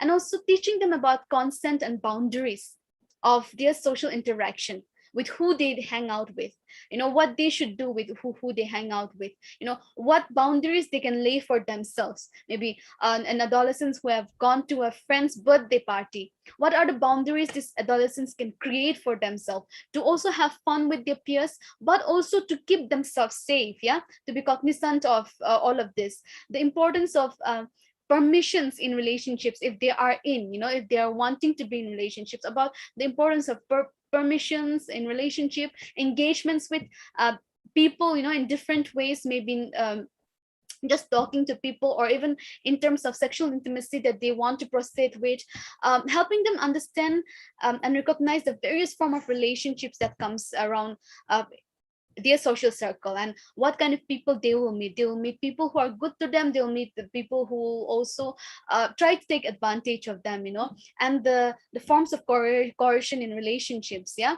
So it's so important for us to be talking about all of these things, and also with consent, how if they are in relationships, or if they are in intimate relationships with people, or love relationships with people, it's important for our children to understand the importance of consent. Yeah.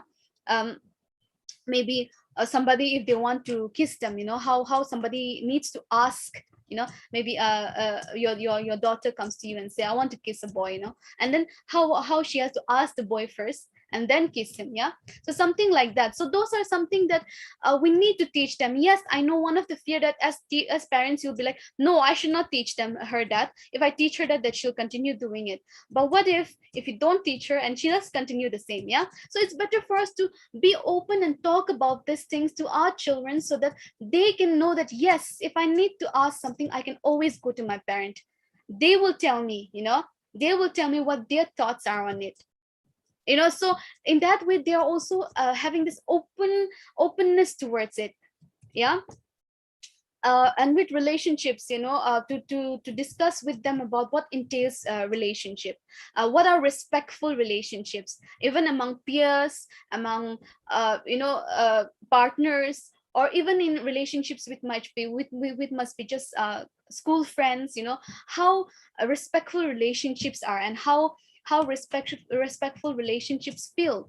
Yeah, so all of this is also to keep them safe, to keep them, to avoid them to be going into relationships that might put them at risk of sexual abuse. Yeah, one way to help teenagers understand respect is by taking examples of TV or streaming services or movies. It's very important for us to also talk about relationships, about attraction, about knowing when to be in a relationship, or about realizing when some relationships become unsafe for them, or what they can do if something goes wrong, or if they went to a party, a birthday party, and somebody tries to force themselves on them, or force to kiss them, then what can they do for them?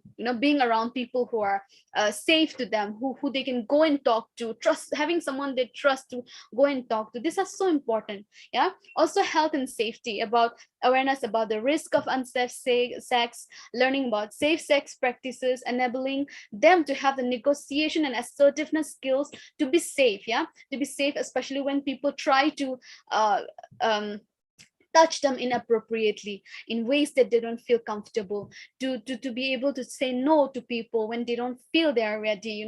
So these are things that adults sometimes still think that, okay, if I teach this to the adolescent, they will start doing it. But that's not always the case. Instead, when we start teaching them and telling them what they should be aware of, then they already know that, okay, these are some things that if I do, I have responsibilities after that. Yeah, so this is something that is so important for them to know, and especially to prevent a lot of abuse that might happen to them. Yeah, all right. The next is abuse and protection, where we can tell them about safe spaces, a place, safe spaces as a place where adolescents are there, who they can trust, or even adults are there who can trust. There are people who can cater to them, when they need help. Yeah, that's something we can discuss to these adolescents about. Now let's go to the next case. Yeah, Anshul.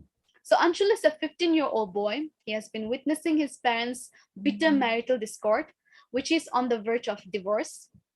There has been violence in the home, and Anshul has been feeling angry and low. Every time someone talks to him, he answers in a very rude manner. He prefers to eat alone and does not speak with his parents. Anshul is also seen to be resorting to marijuana to deal with his pain. He has also been going out with different girls and involves himself in high-risk behavior. So when you see Anshul, when we read his case, what do you think is the context of this case? Yeah, I would love to hear from all of you again in the chat box. Yeah. What is the context from which Anshul is coming? What is happening in Anshul's life? What is the background of what is happening to him? He has been feeling low. He has been feeling angry. Every time someone tries to talk to him, he's always answering in a rude manner. Yeah. He prefers to eat alone also, and he does not speak with his parents. So what might be the context towards why he's behaving in this way? Yeah.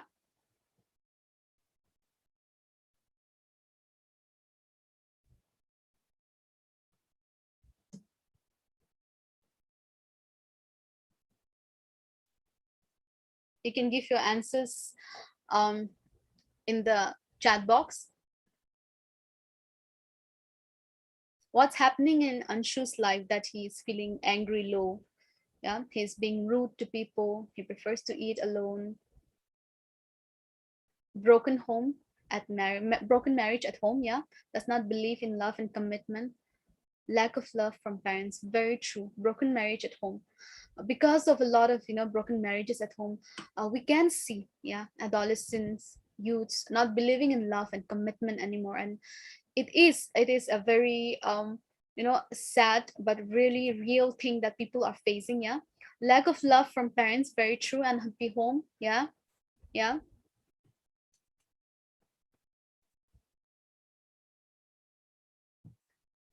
More love to be given by parents, yes. What are the experiences that he is feeling? Yeah, already lack of love from parents is there. What must he be experiencing? Yeah, what is his experience?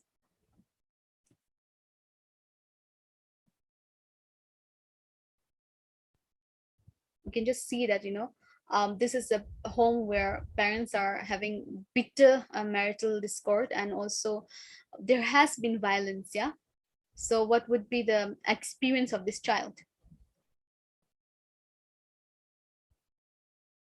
He's not living a comfortable life. Yes, he's living a very hard life. There's violence. He's experiencing violence. Yeah, violence in the form of he's feeling lonely. Yeah, removing anger outside when he has which is he has on his parents. Yeah, very true. Unhappy, he's frustrated. Yeah, those are his emotions. Yes, he's feeling those. Deep sadness. Yes, scared of getting into any relationship, so prefers being alone. Yes, he must be scared. Yeah, and that's also one of the reason why he's involved in going out with different girls, because he does not have the concept, or he does not believe in love anymore, or he doesn't believe in commitment because of all that he has been seeing. Yeah, no peace. Yeah, what might be some of his inner voices? Yeah, what might be some of the inner voices? Yes, Rupa ma'am shared, nobody is there for me to share my feeling. Yeah, nobody is there to hear me out. My parents are always fighting, and there's nobody who can help me out. There's nobody who is coming and asking me how I'm feeling. Yeah, frustration, careless. Yeah, frustration is what he'll be feeling. Yeah, he'll be careless in his behavior. Yeah, true. What are some of the other emotions that he might be feeling, or some of the inner voices that he has? Yeah, he might also be feeling that, since nobody cares about me, I'll just go out and I'll just, resort to marijuana because it helps me ease my pain. Yeah, and I don't care about what people think about me. Yeah, I'll just go and I'll just see if I can find me some pleasure outside. Yeah,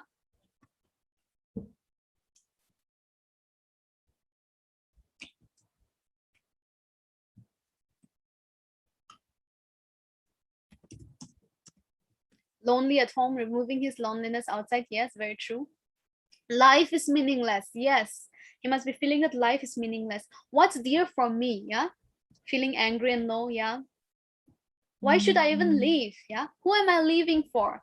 My parents are always fighting. They're already gonna go for a divorce. Who do I go to?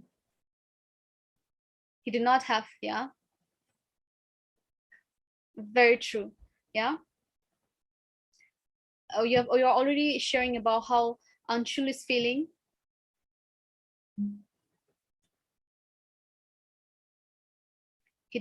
Will I have an escape from this mess? Yes, this must be a very big question in his mind that he is thinking. Yeah, very true. I can forget my pain by using marijuana. Yes, very true. That's why he's resorting to things that can make him forget it for some time. Nobody cares for me. Lack of love and affection. Yeah, there's nobody who loves me. There's nobody who shows me affection. I'm alone. Seeking love from outside. Yes, I didn't get love from home. Maybe I'll just seek it outside. And how will, whatever his situation, his family's parents situation, family situation, how will it impact, the adolescent later on? Yeah, eager to find happiness, seeking there was someone who already wrote, in the future this adolescent would not believe in love and commitment. Yeah, so how will it impact, how will the situation impact him later on when he grows up? Yeah, what are some of the things that you can see that might be issues for him in the future? Yeah, Savika said, I can see pain in the story. Yeah. So with this pain, how would it turn out later on when you see it? How do you think might it impact Anshul later on in his life?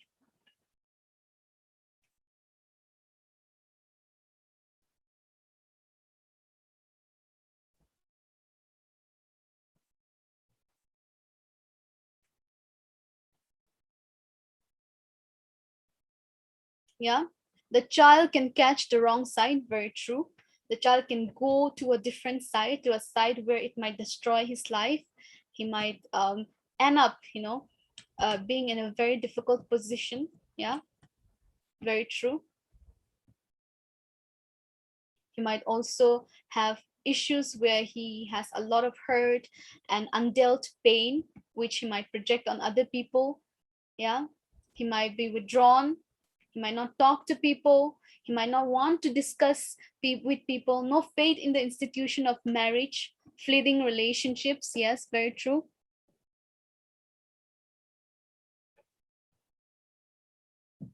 He'll never believe in marriage and resort to substance. Very true.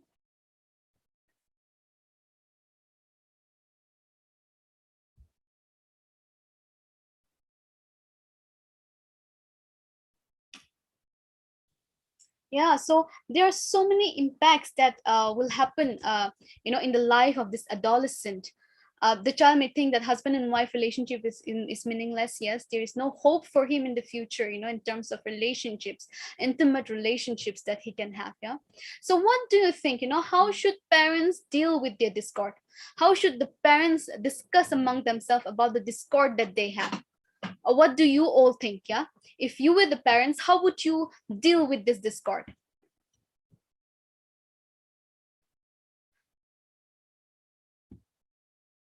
Yeah, for the impact of the question that we asked earlier, somebody said he may start hating the happy couples. Yeah, very true.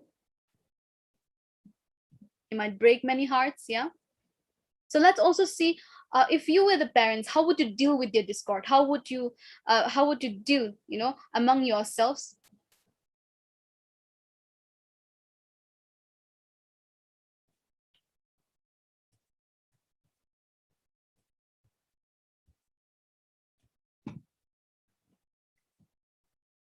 Yeah, as you keep writing, we will also keep on looking forward to hearing from you. Yeah. All right. Yes, the parents should go into therapy. That's a very good idea. Yeah, the parents should work out, yeah, their differences by going to therapy. Yes. What more can the parents do? Yeah, so that they can deal with the discord.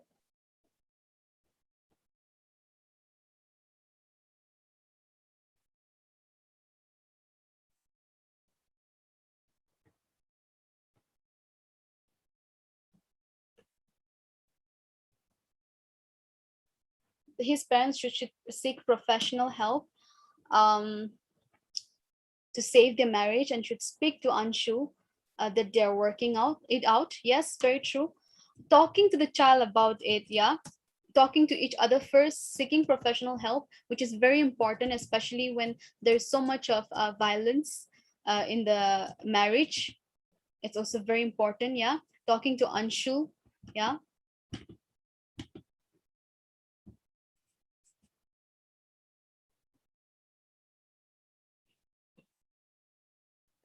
the parents should deal politely their problem. Yes, very much. They can discuss it, instead of being violent, they can discuss it in a very polite way, so that they do not create more stress, in the house, and especially for Anshul. Yeah, speak to each other about how they have to take care of Anshul. Very true. Yeah, this is so important, because the main focus is the adolescent. Yeah, the adolescent is so important right now. The one who is so affected by it is the adolescent. Yeah, so it's so important for them to really not just fight with each other, but also think about how they can take care of their son. Yeah.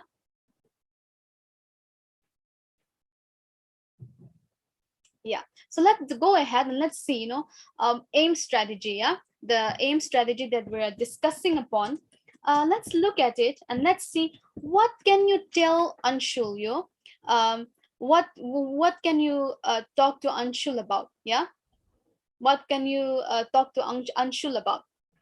Especially when you recognize and acknowledge his emotion, like we said, aim strategies again will come here.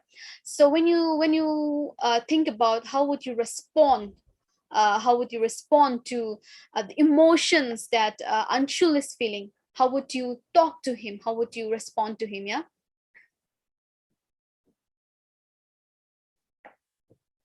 let's hear from some of you, yeah, in the chat box. What kind of responses would you give him when you are acknowledging his emotions?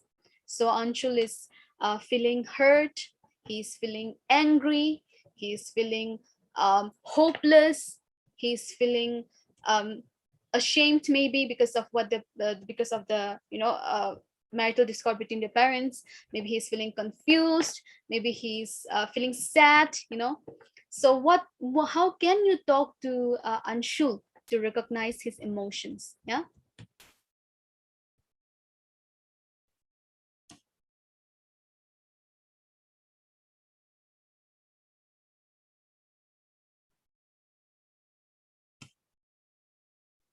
Yeah, about how they have to take care of the son. All right. Yeah, how can you reply to Anshul? Yeah, parents should make life skills by teaching. All right. So one of the ways, let's just go ahead and let's just see how we can respond. Maybe parents can tell Anshul, that I'm sorry that I could not see how much you were hurting. It must have been really difficult to see us fighting with each other. I can also see that you spend a lot of time alone. Yeah. So we need to really acknowledge the emotions that Anshul is feeling. Yeah. And also when we come to aim strategy, when you see this, the child is the victim here. So we do not need a lot of inside facilitation, because the inside facilitation is supposed to be given to the parents. The parents are supposed to understand that they need to work things out. Maybe the parents can tell Anshul that we love you. Sometimes, all the people, we have issues with each other, we are not very happy with each other, we have problems, but we still love you.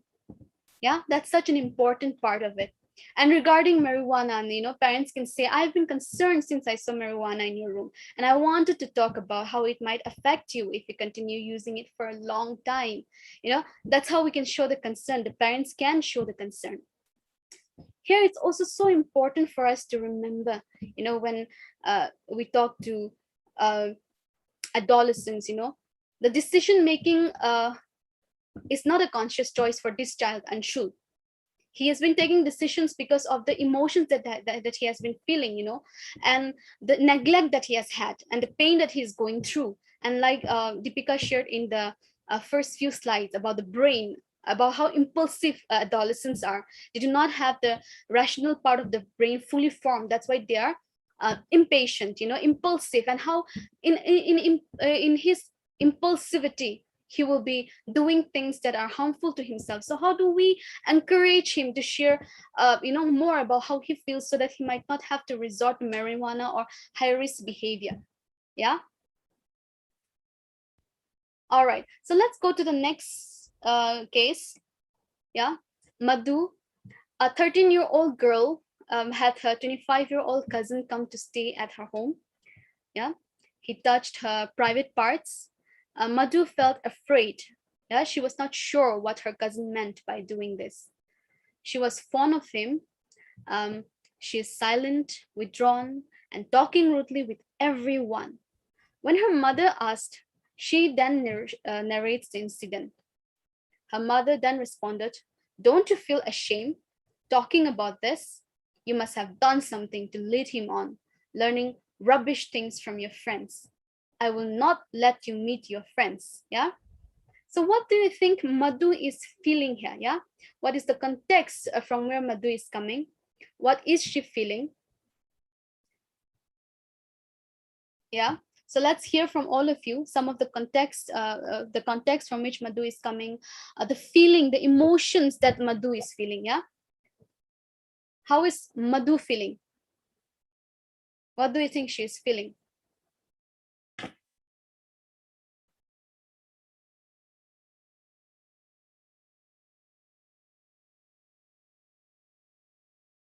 Yeah. How is Madhu feeling?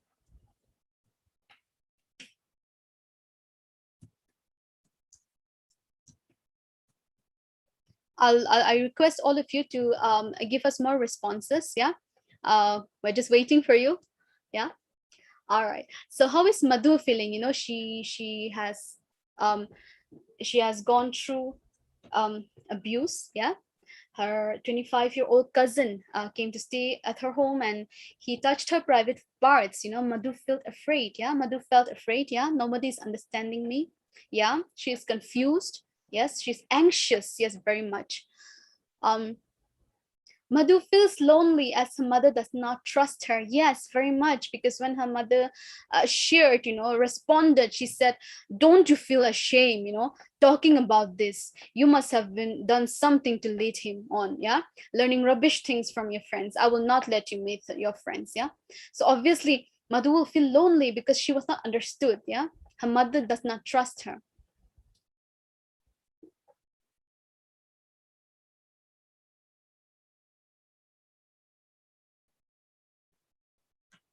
Fear, yes. Why? Why is it me, yeah? Why is it me? Yeah, very true. She'll be fearing. She was afraid, she's confused, and her inner voices, what might be her inner voices? Yeah, she might be thinking, why did this happen to me? I'm scared, shy, yeah, ferocious, yeah, feel bad being a female, yeah, okay. The mother is, yeah, the mother is doing the mistake, the child is feeling embarrassed, okay, all right.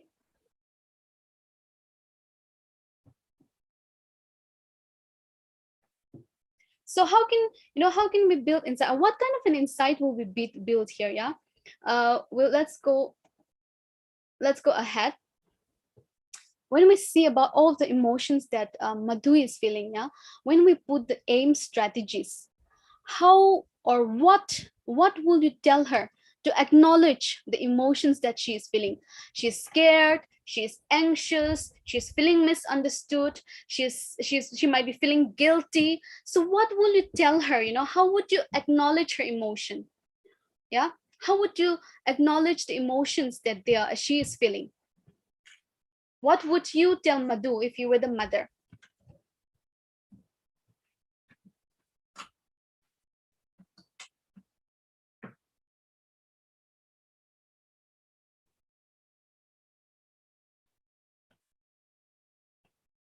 Like, for example, when we are talking about acknowledging emotions, yeah, we have been discussing about how you tell the child how you understand her feeling, yeah. Go to console her, making her comfortable. Yes, very much. Yes. What more would you say?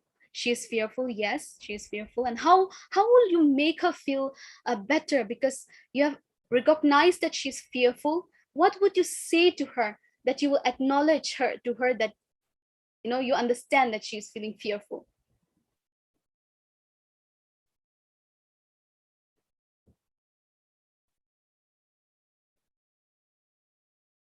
Yes, she'll be frustrated. Yes. So what would you say, telling her that you understand that she must be frustrated? How would you say it?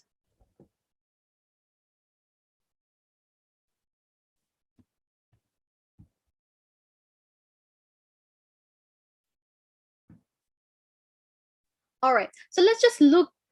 Yeah, I'm there with you. Yeah. What happened to you is wrong. I understand that you're unhappy. I shall deal with it. Okay. Madhu is feeling fearful. Yes. And how do we recognize and acknowledge it? That you already recognize that she's fearful. How do you acknowledge it? How do you acknowledge to her? Forget the past, make her happy. All right.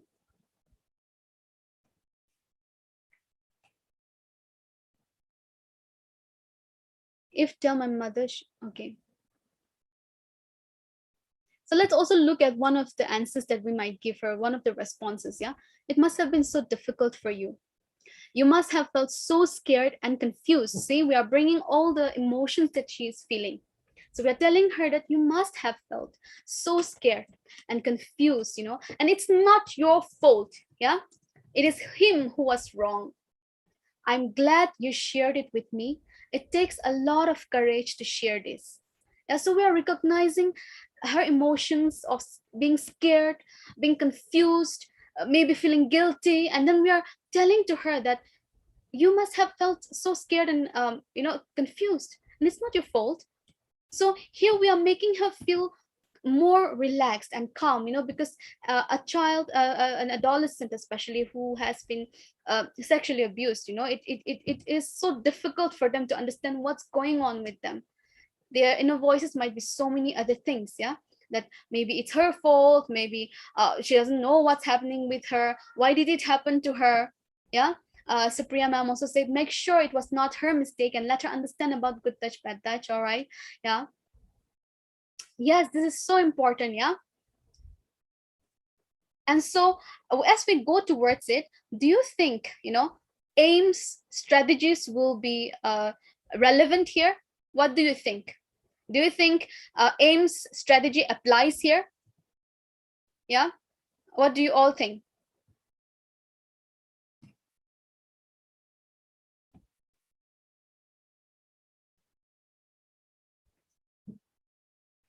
Do you think there is a need for insight facilitation? Yeah, is there a need for motivation for change? Is there strategies for behavioral change that we need, or there is no need for the AIM strategy here? Is her behavior wrong? Yeah, is a behavior a problem? No, right? It's not her behavior that's wrong. It was the behavior of the cousin that was wrong. She was the victim. Yeah, so here we would not need the AIMS strategy. Yeah, here acknowledging of her emotion is the most important thing, making her know that she is not at fault and she was not the one who was at wrong. Yeah, and also informing, in this kind of cases, like we discussed about the window approach, we can also inform to them about the window approach, and also about giving her insights on CSA, very, very simply to explain to her.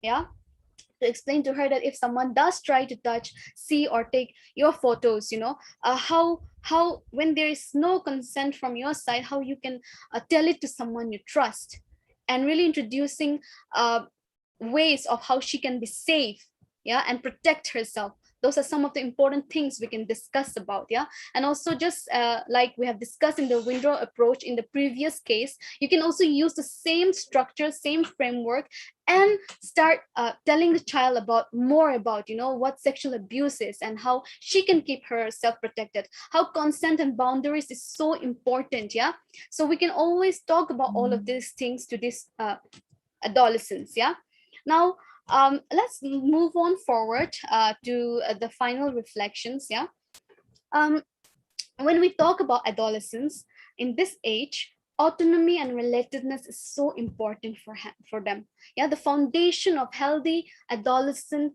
development, it rests upon relationship with parents and caregivers, very, very importantly. Yeah, also with the people that they interact with socially, and by providing them support for the psychological development, parents, you can foster confidence and active motivation that is needed to meet their developmental task, as well as the rational security and sense of self needed, uh, confidence to promote resilience. Yeah, so our job as parents is to really support them and really, really give them that space where they are being understood, where there is a lot of communication, yeah, with the adult and child, and adolescents. So how can we have this rapid conversation and continuous consistent conversation about difficult things also with adolescents, so that they are always at this stage where they can understand that yes, whenever I need a help, I can go to my parents, I can go and ask them about a certain problem, and I know that they are going to hear me out, and then they're going to discuss with me about all of this. I know that when I go to them, there's no judgment that they are passing against me. Yeah, because adolescents, they're at the threshold, where they are building a foundation for their own identities. They're so confused about where they would be, what they should do, and everybody is telling them to do something. For example, whenever we talk about adolescents, we always talk about how they're always told, you're no longer a kid, and then sometimes they'll be told that you're still a kid, so they're always in the middle getting stuck, and it's so important for us to remember. Yeah, and also when we talk about it also, relatedness, yeah, not just autonomy. They need autonomy, they want to be independent, they want to find out their own identity. And relatedness is not just about family, being connected with family, but they are also wanting to connect with the peers. And in that way, how can we as parents support them in their friendships with other people, but also tell them about the good relationships that they can cultivate with other people, and how they can be aware of the relationships that might not profit them so much, and that might hurt them. Yeah, and also you are the most important role model for your adolescents. Yeah, so their friends are important, their social circles are very important, but the way you behave, the way you present yourself, the way you decide things, the way you tackle problems, those are the ways which your adolescent is looking at, and you are the role models, they would surely follow suit.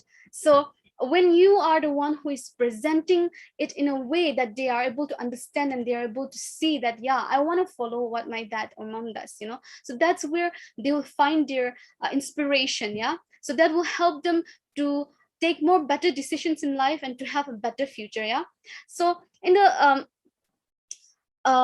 final thoughts also, one of the most important thing is, please, it's always very important to understand your teens feeling. What are important to your teens? If they like watching a certain movie, you can maybe, you're not maybe interested, but you can maybe watch it with them and just see what they're watching and try to know, okay, that's their interest. Okay, what music do they like? Okay, what do they listen to? Maybe I can just try it for once and I can see what do they listen to. Yeah, so in that way, maybe we can try to be in their space and understand them in their space, and also try to also maybe create that place where you are able to give them the freedom to share whatever they feel and whatever they are going through. In that way, you'll always be updated about what's happening in their life, and they'll always want to come and share to you if you are giving them that space. So that's something that's so important. Final reflections, how do we respond to our adolescent in different situations?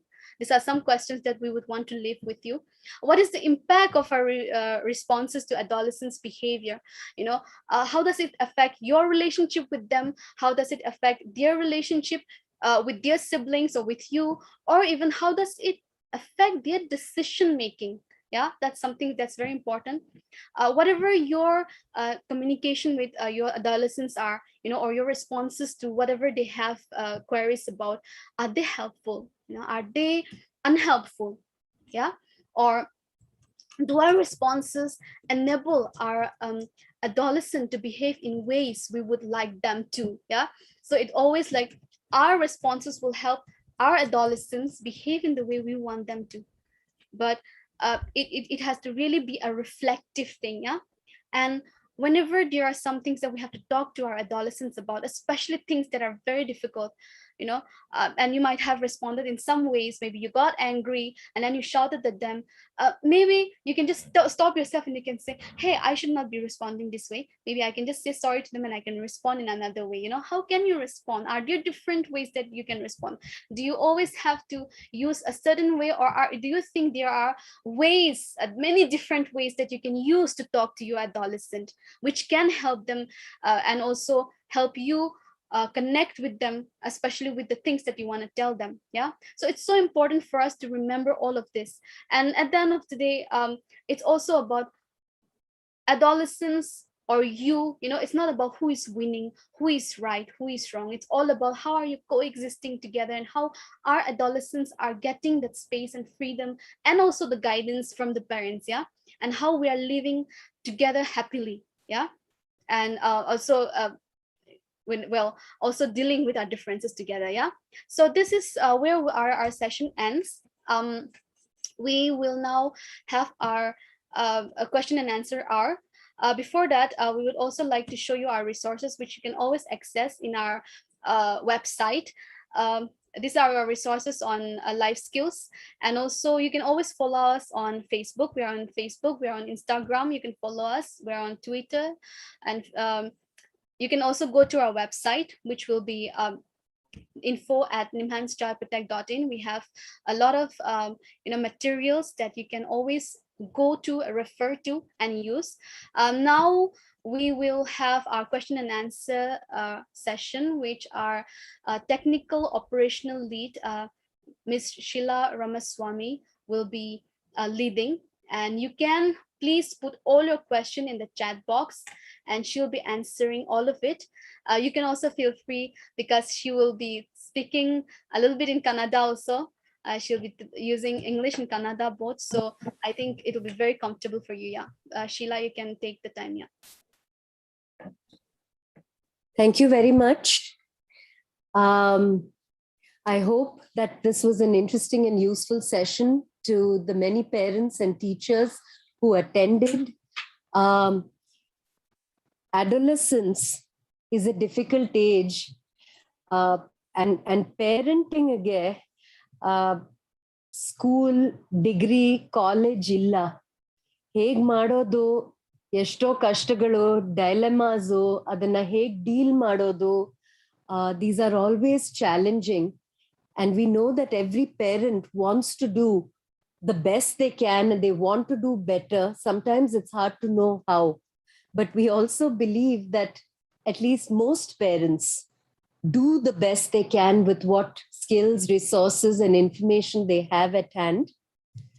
So we welcome any questions in case you have any.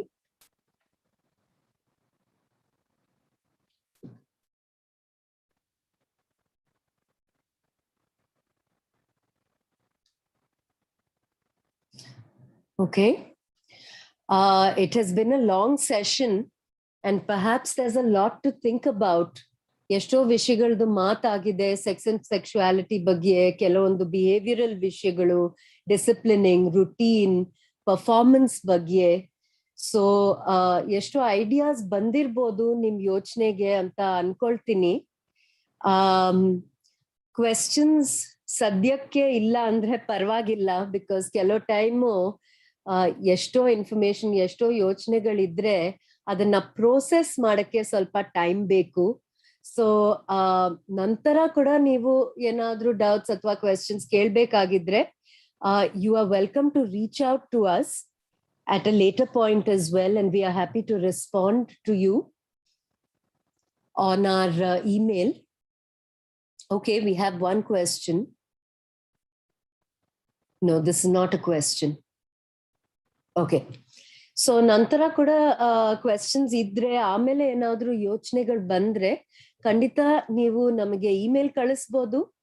info@nimhanschildprotect.in ನಾವು ನಮ್ಮ email chat box ಅಲ್ಲಿ ಹಾಕ್ತಿವಿ, ಇಟ್ಕೊಂಡಿರಿ. ಯಾವಾಗ್ಲಾದ್ರೂ ನಮ್ ಸಹಾಯತೆ ಬೇಕಿದ್ರೆ, ನಿಮಗೆ ನಮ್ಮ ಸಲಹೆ, ನಮ್ಮ ಹೆಲ್ಪ್ ಬೇಕಿದ್ರೆ ಖಂಡಿತ ನೀವು ಕಾಂಟ್ಯಾಕ್ಟ್ ಮಾಡ್ಬೋದು.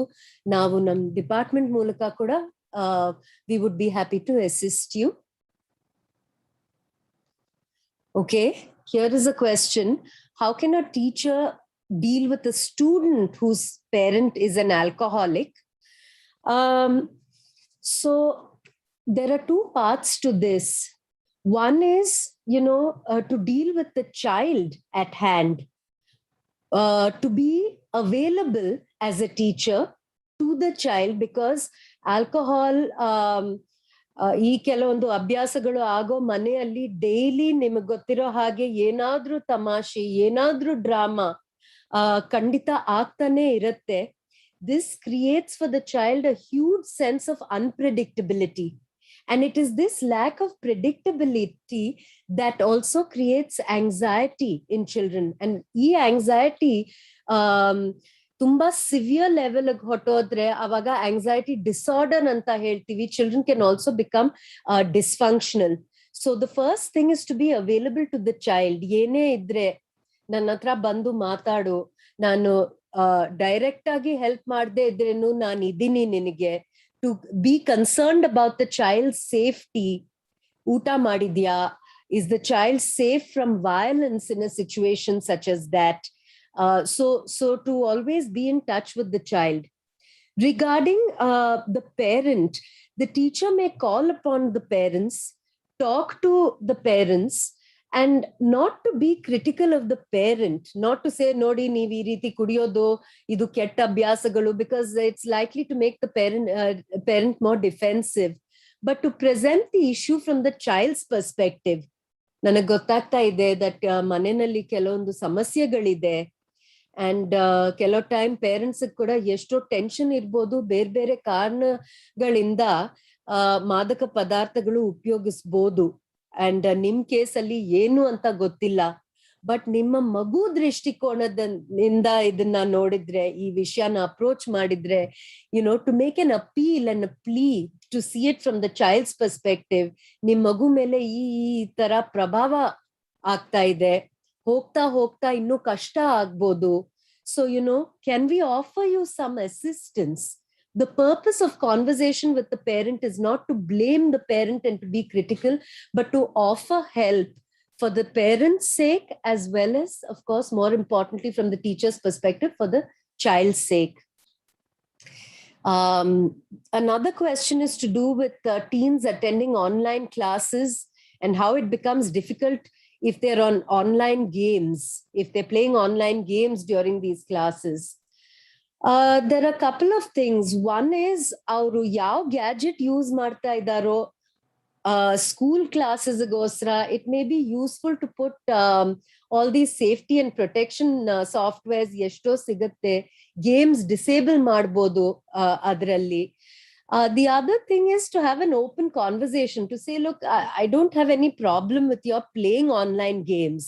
By all means, ನೀವು ಆನ್ಲೈನ್ ಗೇಮ್ ಆಡ್ಬೋದು, ಬಟ್ ಅದಕ್ಕೆ ಒಂದು ಟೈಮ್ ಇದೆ. ಕ್ಲಾಸ್ ಟೈಮ್ ಅಲ್ಲಿ ಆಡಿದ್ರೆ it just becomes difficult. Why don't we create a separate time for it? American Pediatric Academy dalli, for older children also, that is adolescents, the maximum screen time per day is about 2 to 2.5 hours. That too, it should not be a continuous 2 to 2.5 hours. It has to be broken up. So if the screen time, instead of saying ಮಾಡ್ಲೇಬಾರ್ದು, TV ನೋಡ್ಲೇಬಾರ್ದು, games ಆಡ್ಲೇಬಾರ್ದು, because that is unrealistic. You know that is not going to happen. ಮಕ್ಕಳಿಗೆ ಕೋಪ ಬರುತ್ತೆ, they will then try to hide and do it. ಆವಾಗ online class time ಅಲ್ಲಿ ಮಾಡೋದು, these are some of the consequences. So if we acknowledge that I know you like playing them, and why don't we play it in a planned way? Let us look at which times in the day. ಒಂದ್ ದಿವಸದಲ್ಲಿ ಯಾವಾಗ ನೀವು ಈ online games ಆಡೋದು ಅಥವಾ TV ನೋಡೋದಾಗ್ಲಿ ಅಥವಾ videos ನೋಡೋದಾಗ್ಲಿ, ಅದ್ ಯಾವಾಗ ಮಾಡ್ಬೋದು ಅಂತ let us make a timetable. So to have a timetable from the moment the child wakes up to the moment the child goes to sleep, because ಇದೇ ತಾನೇ ಪ್ರಾಬ್ಲಮ್ ಆಗಿದೆ. ಈಗ ಕೋವಿಡ್ ಬಂದಿರೋದ್ರಿಂದ online classes have come in the context of COVID. The larger daily routine of children and of families have really got disrupted, which is why some of these problems, which of course were existing even before, have become much worse and more difficult to deal with. Munche school ge hogta idru, so at least for 7 hours you knew that avaru screen time online ಆಟಾಡ್ತಾ ಇಲ್ಲ ಅಂತ. So if we can have a routine from ಎಷ್ಟು ಗಂಟೆಗೆ ಹೇಳ್ಬೇಕು, ಎದ್ದಿದ ತಕ್ಷಣ ಏನೇನ್ ಮಾಡ್ಬೇಕು, ಈ ಟೈಮ್ ಇಂದ ಈ ಟೈಮ್ ಆನ್ಲೈನ್ ಕ್ಲಾಸ್, ಈ ಟೈಮ್ ಇಂದ ಈ ಟೈಮ್ ಆಟ, ಟಿವಿಗೆ ಟೈಮ್, ಆನ್ಲೈನ್ ಗೇಮ್ಸ್ಗೆ ಟೈಮ್, ಹೋಮ್ ವರ್ಕ್ಗೆ ಟೈಮ್, ಹಾಬೀಸ್ ಏನಾದ್ರೂ ಇದ್ರೆ ಅದಕ್ಕೆ ಟೈಮ್, ಬಿಲ್ಡಿಂಗ್ ಅಲ್ಲಿ ಫ್ರೆಂಡ್ಸ್ ಜೊತೆಗೆ ಭೇಟಿ ಮಾಡಕ್ಕೆ, that is of course with mask and other precautions.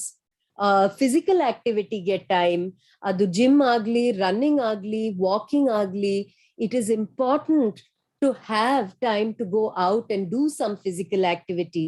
So if it is built in this way, so that it is spread out through the day, the chances are at least you can reduce some of the online games during class hours. Okay, why do children prefer to stay out of home and avoid interacting with parents? As June and Deepika may have also explained at the beginning, adolescence, life stage ಏನಂದ್ರೆ, it is a stage of transition. Children are transitioning from childhood to adulthood. So as June said, ಅವರು ಮಕ್ಕಳು ಇಲ್ಲ, ಅವರು adults ಇಲ್ಲ, but ಆ transition phase ನಲ್ಲಿ ಇದ್ದಾರೆ. Now, what does that transition entail? As they also explained, the transition entails asserting one's independence, the need for autonomy. Andre, as a person grows up, there's a need for greater independence and autonomy. Parents ಜೊತೆಗೆ ಇದ್ರೆ ಈ independence and autonomy ಸಿಗಲ್ಲ ಅಂತ ಒಂದು idea ಇದೆ adolescence ಮನಸ್ಸಲ್ಲಿ. And therefore, they want to be with their peer groups more. The other issue is they, by nature, adolescents want to be with their peers because those are like-minded people. They are developing their self-identity, their personhood in relation to other people who are their age. That is why the need constantly to hang out with others. ಅವ್ರು ಏನ್ ಮಾಡ್ತಾ ಇದ್ದಾರೆ, ಅವ್ರು ಯಾವ ಬಟ್ಟೆ ಹಾಕೋತಾ ಇದ್ದಾರೆ, ಅವ್ರು ಯಾವ ಮ್ಯೂಸಿಕ್ ಕೇಳಿಸ್ಕೊಳ್ತಾ ಇದ್ದಾರೆ, ನಾನು ಹಾಗೆ ಮಾಡ್ಬೇಕು. So that is part of the of development of self-identity. Now, they can't do this by hanging out with parents, because the clothes that you wear and the music that you listen to or the TV shows that you watch are not necessarily of interest to them. That's not the way they want to go. So that's the reason why they don't want to spend so much time with parents, and they would prefer to spend time with their peers. This is a completely normal stage. And the point is not to try to stop them. The critical issue is, number one, to monitor. And I don't mean monitor anta ಹೇಳುವಾಗ ಅದು policing ಅಲ್ಲ. Every minute ಯಾರ ಜೊತೆಗಿದ್ಯಾ, ಏನ್ ಮಾತಾಡ್ತಾ ಇದೆಯಾ, ಏನ್ ಮಾಡ್ತಾ ಇದೆಯಾ, that will just annoy them and that will not go well for your relationship with them. But to have a general sense of where are they, who are their friends, ಏನೇನ್ ಮಾಡ್ತಾರೆ, to ensure your child's safety. And you can communicate this to your child. I have no problem. Of course, friends irbeku. Of course, everyone likes having fun. But I just like to know from a safety perspective where you are and whom you're with and what you're doing in general. I don't need to know every last detail.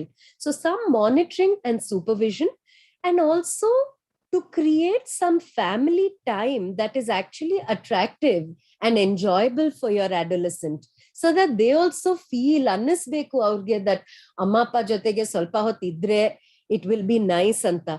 ಆ time ಬರೀ ಆದೇಶ ಉಪದೇಶ ಅಪೇಕ್ಷೆಗಳು time ಆಗ್ಬಿಟ್ರೆ, ನೀನ್ ಇದ್ ಮಾಡಿಲ್ಲ ಅದ್ ಮಾಡ್ಬೇಕು, then they definitely don't want to spend that time. But if you can make that time, we have dinner together every day, just to talk about what happened, not to be critical, not to blame, not to look at ಏನೆಲ್ಲ ಮಾಡಿಲ್ಲ, but just to say ಏನಾಯ್ತು ಇವತ್ತು today, ಏನ್ special ಇತ್ತು, ಸ್ಕೂಲಲ್ಲಿ ಏನಾಯ್ತು, friends ಏನ್ ಹೇಳಿದ್ರು, ನನ್ ಕೆಲ್ಸದಲ್ಲಿ ಏನಾಯ್ತು ಗೊತ್ತಾ. So sharing on a daily basis, and on weekends and special days ಎಲ್ಲಾದ್ರೂ, ಈಗ ಅಫ್ಕೋರ್ಸ್ ಕೋವಿಡ್ ಇದೆ, ಬಟ್ ಎಷ್ಟು ಮಟ್ಟಿಗೆ ಆಗತ್ತೋ, maybe to go out somewhere nearby or to watch a movie together. ಯಾವ್ದಾದ್ರೂ ಒಂದು ಫಿಲ್ಮ್ ಅವ್ರು ಸೆಲೆಕ್ಟ್ ಮಾಡ್ಲಿ, ನೀವ್ ನೋಡಿ ಅವ್ರ ಜೊತೆಗೆ ಅವ್ರು ಸೆಲೆಕ್ಟ್ ಮಾಡಿರೋ ಫಿಲ್ಮ್ ಅನ್ನ, ಅದ್ರ ಬಗ್ಗೆ ಚರ್ಚೆ, so that they feel that ಅಮ್ಮ ಅಪ್ಪ ಜೊತೆಗಿದ್ರೇನು time can be spent in a fun way. So those are some issues, some things you can do to build your relationship with your adolescents and actually make it attractive for them to spend time with you.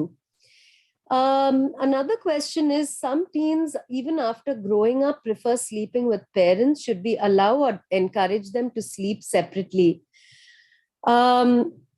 See, when children are very young, ಚಿಕ್ಕ ವಯಸ್ಸಲ್ಲಿ ತಂದೆ ತಾಯಿ ಜೊತೆಗೆ ಮಲ್ಕೊಳ್ಳೋದು, that is normal. In fact, that encourages bonding, attachment, ಹೊಂದಾಣಿಕೆ, ಪ್ರೀತಿ. So it is important. But after the age of, different people have different views on this. It also depends on the personality of the child. But in Western countries, they start to put the child to sleep in a separate bed, in a separate room, even when children are about 2.5, 3 years old. That's one view. But even if we don't do it at 2.5, 3 years old, at least to start putting them to bed separately by the time they're 4, 5 years old, learn to sleep on their own. This is important from two perspectives. One, ಮಕ್ಕಳಿಗೆ ಒಂದು confidence and ಒಂದು independence develop ಆಗತ್ತೆ. You can have a night light, bed time rituals.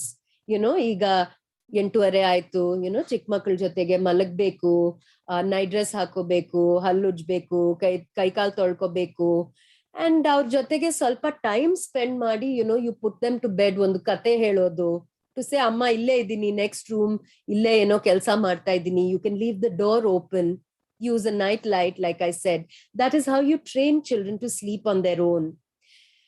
Coming to your specific question, it is not advisable to get adolescents to sleep with parents. In fact, it is exceedingly unhealthy.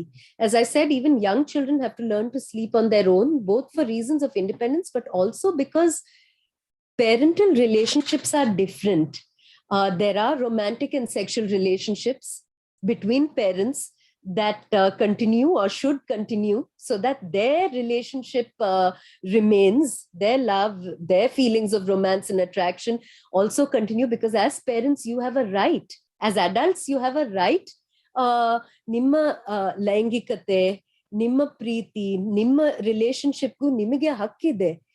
ಮಕ್ಕಳು ಬಂದ್ಬಿಟ್ರು ಅಂತ ನಾವು ಜೀವನ ಪೂರ್ತಿ ಬದಲಾಯಿಸ್ಕೊಂಡು ಈಗ ನಮ್ಮ ಲೈಂಗಿಕತೆ, ನಮ್ಮ ಪ್ರೀತಿ, ನಮ್ಮ ಲೈಫೇ ಇಲ್ಲ ಅನ್ಕೊಳ್ಳೋದು, that is difficult.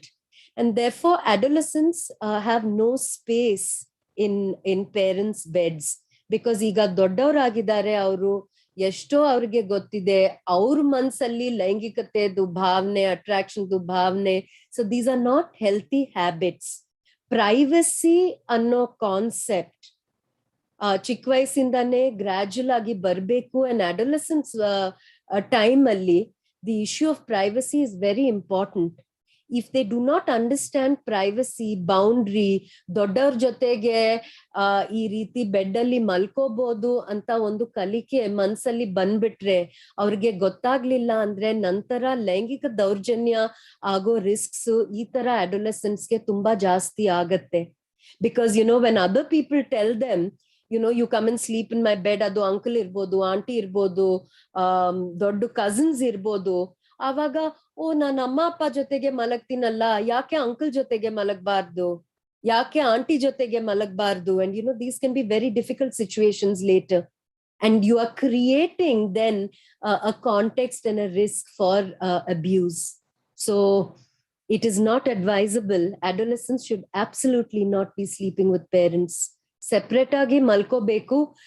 Separate room ಇಲ್ಲ ಅಂದ್ರೇನು ಚಿಕ್ಕ ಮನೆಗಳಲ್ಲಿ ಅಟ್ ಲೀಸ್ಟ್ ಒಂದು ಸ್ಕ್ರೀನ್ ಹಾಕ್ಬೋದು, so that the space is separated at night during sleep time. Bedding separate ಇರಬೇಕು, ಒಂದು ಸ್ಕ್ರೀನ್ ಇಟ್ಟು ಸ್ಪೇಸು ಒಂದು ಡಿವಿಷನ್ ಇದ್ರೆ ಸೆಪ್ರೇಟ್ ಸ್ಪೇಸಸ್ ಕ್ರಿಯೇಟ್ ಮಾಡ್ಬೋದು. One second. How can a parent respond if a child expresses confusion with his or her gender? Psychology, this is also a time, before I go into that, where gender identity to development 4 ವಯಸ್ಸಿಂದಾನೇ ಶುರು ಆಗತ್ತೆ. ನಾನ್ ಹುಡುಗಿ ಅಥವಾ ನಾನ್ ಹುಡುಗ, ಹುಡುಗಿ ಅಂದ್ರೆ ಈ ರೀತಿ ಇರ್ತಾರೆ, ಹುಡುಗ ಅಂದ್ರೆ ಈ ರೀತಿ ಇರ್ತಾರೆ ಅಂತ. Usually gender identity development starts quite young, and you will see at different ages different ways in which it plays out. ಅವರು ಹಾಕೊಳ್ಳೋ ಡ್ರೆಸ್ಸು, ಆಟ, and all this comes because of their observation. They're learning gender roles. And then 7, 8 years, 9 years, 10 years ವರ್ಗೂ you will notice that ಹುಡ್ಗಿರ್ ಜೊತೆಗೇನೆ ಆಟ ಆಡ್ಬೇಕು ಅಂತಾರೆ, ಹುಡುಗರ್ ಜೊತೆಗೆ ಆಟ ಆಡ್ಬೇಕು. ಅಯ್ಯೋ ನಾನು ಹುಡ್ಗಿ ಜೊತೆಗೆ ಕೂತ್ಕೊಳ್ಳಲ್ಲ, ಅದು ಹುಡ್ಗಿ side class room. So, there's a lot of same-sex peer group play at that time. They don't really want to mingle. when they're about 12 and a half, 13, after they reach puberty, they also start to develop notions of sexuality and so on. At this point, there are also intersections between gender and sexuality.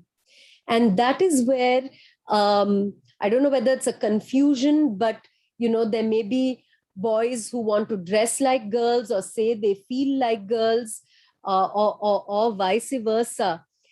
In such instances, it would be best to get mental health consultations to help parents and children, most importantly, to help your adolescent to deal with these kind of concerns, because it can be quite a complicated issue. Nimugu support bekagbodu, because you may also feel yaak ee reeti aagta ide and so on, but the child may see things differently, and therefore it would be helpful to get some assistance to really understand what the child wants and which gender the child may choose, how to accept that. There are very many issues in this, so it may be useful to get professional help. Okay, I think that's all the questions there are. Thank you very much for your interest, for your questions. I hope that this session was helpful. With that, as I said, bere enadru questions athwa vicharagalidre kandita neevu namge email baribodu. And with that, on behalf of Deepika and June and Samvad, I would like to thank each and every one of you for your presence on the session. I'd like to especially thank Dr. Virupaksha for organizing this two-part session and giving us this opportunity to share so many different issues on parenting. Over to you, Dr. Virupaksha, sir.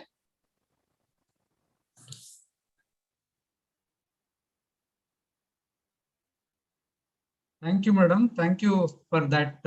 Your very, very interactive way of communication.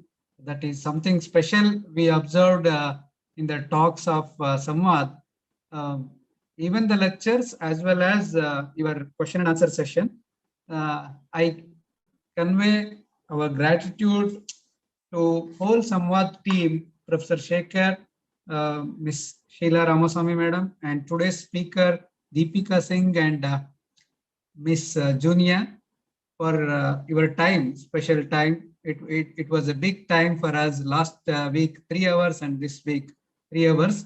So the big time you shared shall definitely help many homes in bringing up their children in a better way.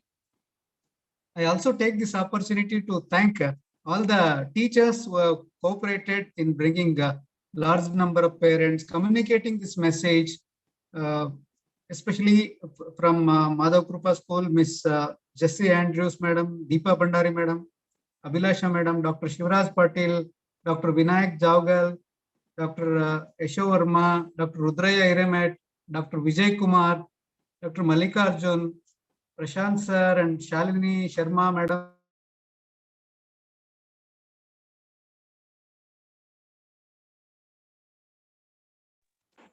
Putturu Ragraj sir, Shashikant, and many education officers, Dr. Ashok Kamath sir, Dr. Kumar Swamy sir, and Manjula madam, and even including my own teacher, Ramchandra Gaud sir, who has circulated this message among many parents. And to inform you that previous week's YouTube program has already crossed 10,000 views. So not only today's seminar, it will be there in YouTube channel, SAMVAD-NIMHANS YouTube channel, so that you can anytime go back and refer to the details how a problem with adolescent or with your child can be handled in more professional way, rather than just giving advice or telling your friends to giving advice to them. ಮನೆಗೆ ಬಂದವ್ರ ಹತ್ರ ಎಲ್ಲ ನನ್ನ ಮಗ ಕಲಿತಾ ಇಲ್ಲ, ಸಿಟ್ ಮಾಡ್ತಾನೆ, ತಮ್ಮನ ಜೊತೆ ಜಗಳ ಮಾಡ್ತಾನೆ, ಟೀಚರ್ಸಿಗೆ ಗೌರವ ಕೊಡೋದಿಲ್ಲ, ಅವನಿಗೆ ಸ್ವಲ್ಪ ಬುದ್ಧಿ ಹೇಳಿ ಅಂತ ಹೇಳೋದ್ಕಿಂತ ನೀವು ಈ ಪಾಯಿಂಟ್ಸ್ ಅನ್ನ ನೋಡ್ಕೊಂಡು ಇವತ್ತು ಅವ್ರು ಹೇಳ್ಕೊಟ್ರು ಪ್ರತಿಯೊಂದು ಪ್ರಾಬ್ಲಮ್ಗೆ ಆ ಏಮ್ಸ್ ಅಪ್ರೋಚ್ ಹೇಗೆ ಮಾಡ್ಬೋದು ಅಂತ ಹೇಳಿ. ಲಾಸ್ಟ್ ವೀಕ್ ಅಲ್ಲೂ ನಿಮಗೆ ಕಲ್ಸ್ಕೊಟ್ಟಿದ್ದಾರೆ ಒಂದು ಪ್ರಾಬ್ಲಮ್ ಹೇಗೆ ಆಗ್ತದೆ, ಅಲ್ಲಿ ಕಾಂಟೆಕ್ಸ್ಟ್ ಏನಿರ್ತದೆ, ಆ ಸಿಚುವೇಶನ್ ಏನಾಯ್ತು, ಆ ಟೈಮಲ್ಲಿ ಅವರ ಎಮೋಷನ್ಸ್ ಏನಿತ್ತು, ನಮಗೆ ಕಾಣಿಸುದು ಅವರ ಬಿಹೇವಿಯರ್ಸ್ ಮಾತ್ರ. ಸೊ ಬರೀ ಬಿಹೇವಿಯರ್ಸ್ ನ ನೋಡ್ಕೊಂಡು ನಾವು ಕನ್ಫ್ಯೂಸ್ ಆಗೋ ಚಾನ್ಸಸ್ ಇರ್ತದೆ. ಕೆಲವೊಮ್ಮೆ ಸಿಟ್ಟು ಮಾಡೋ ಮಗುಗೆ ಮನಸ್ಸಲ್ಲಿ ಬೇಸರ ಇದೆ, ಅಥವಾ ಬೇಸರ ಇರುವ ಮಗು ಹೊರಗಡೆ ವಿಚಿತ್ರವಾಗಿ ವರ್ತನೆ ಮಾಡ್ತಾ ಇರ್ಬೋದು. ಈ ರೀತಿಯ ಸಮಸ್ಯೆಗಳು, ಅವರ ವರ್ತನೆಗೂ ಭಾವನೆಗಳಿಗೂ ಇರುವ ಸಂಬಂಧಗಳನ್ನ ನಾವು ಕಂಡುಕೊಂಡು ನಮ್ಮ ಮಕ್ಕಳಿಗೆ ಇನ್ನೂ ಒಳ್ಳೆಯ ಪೇರೆಂಟ್ಸ್ ಆಗೋಣ ಅಂತ ಹೇಳಿ ಆಶಿಸ್ತಾ, ಹಾಗೆ V request Samvad to continue your support in future too on various parenting and teacher update programs, and we are very much grateful to you, the whole team, for conducting these 2 seminars. Thank you very much.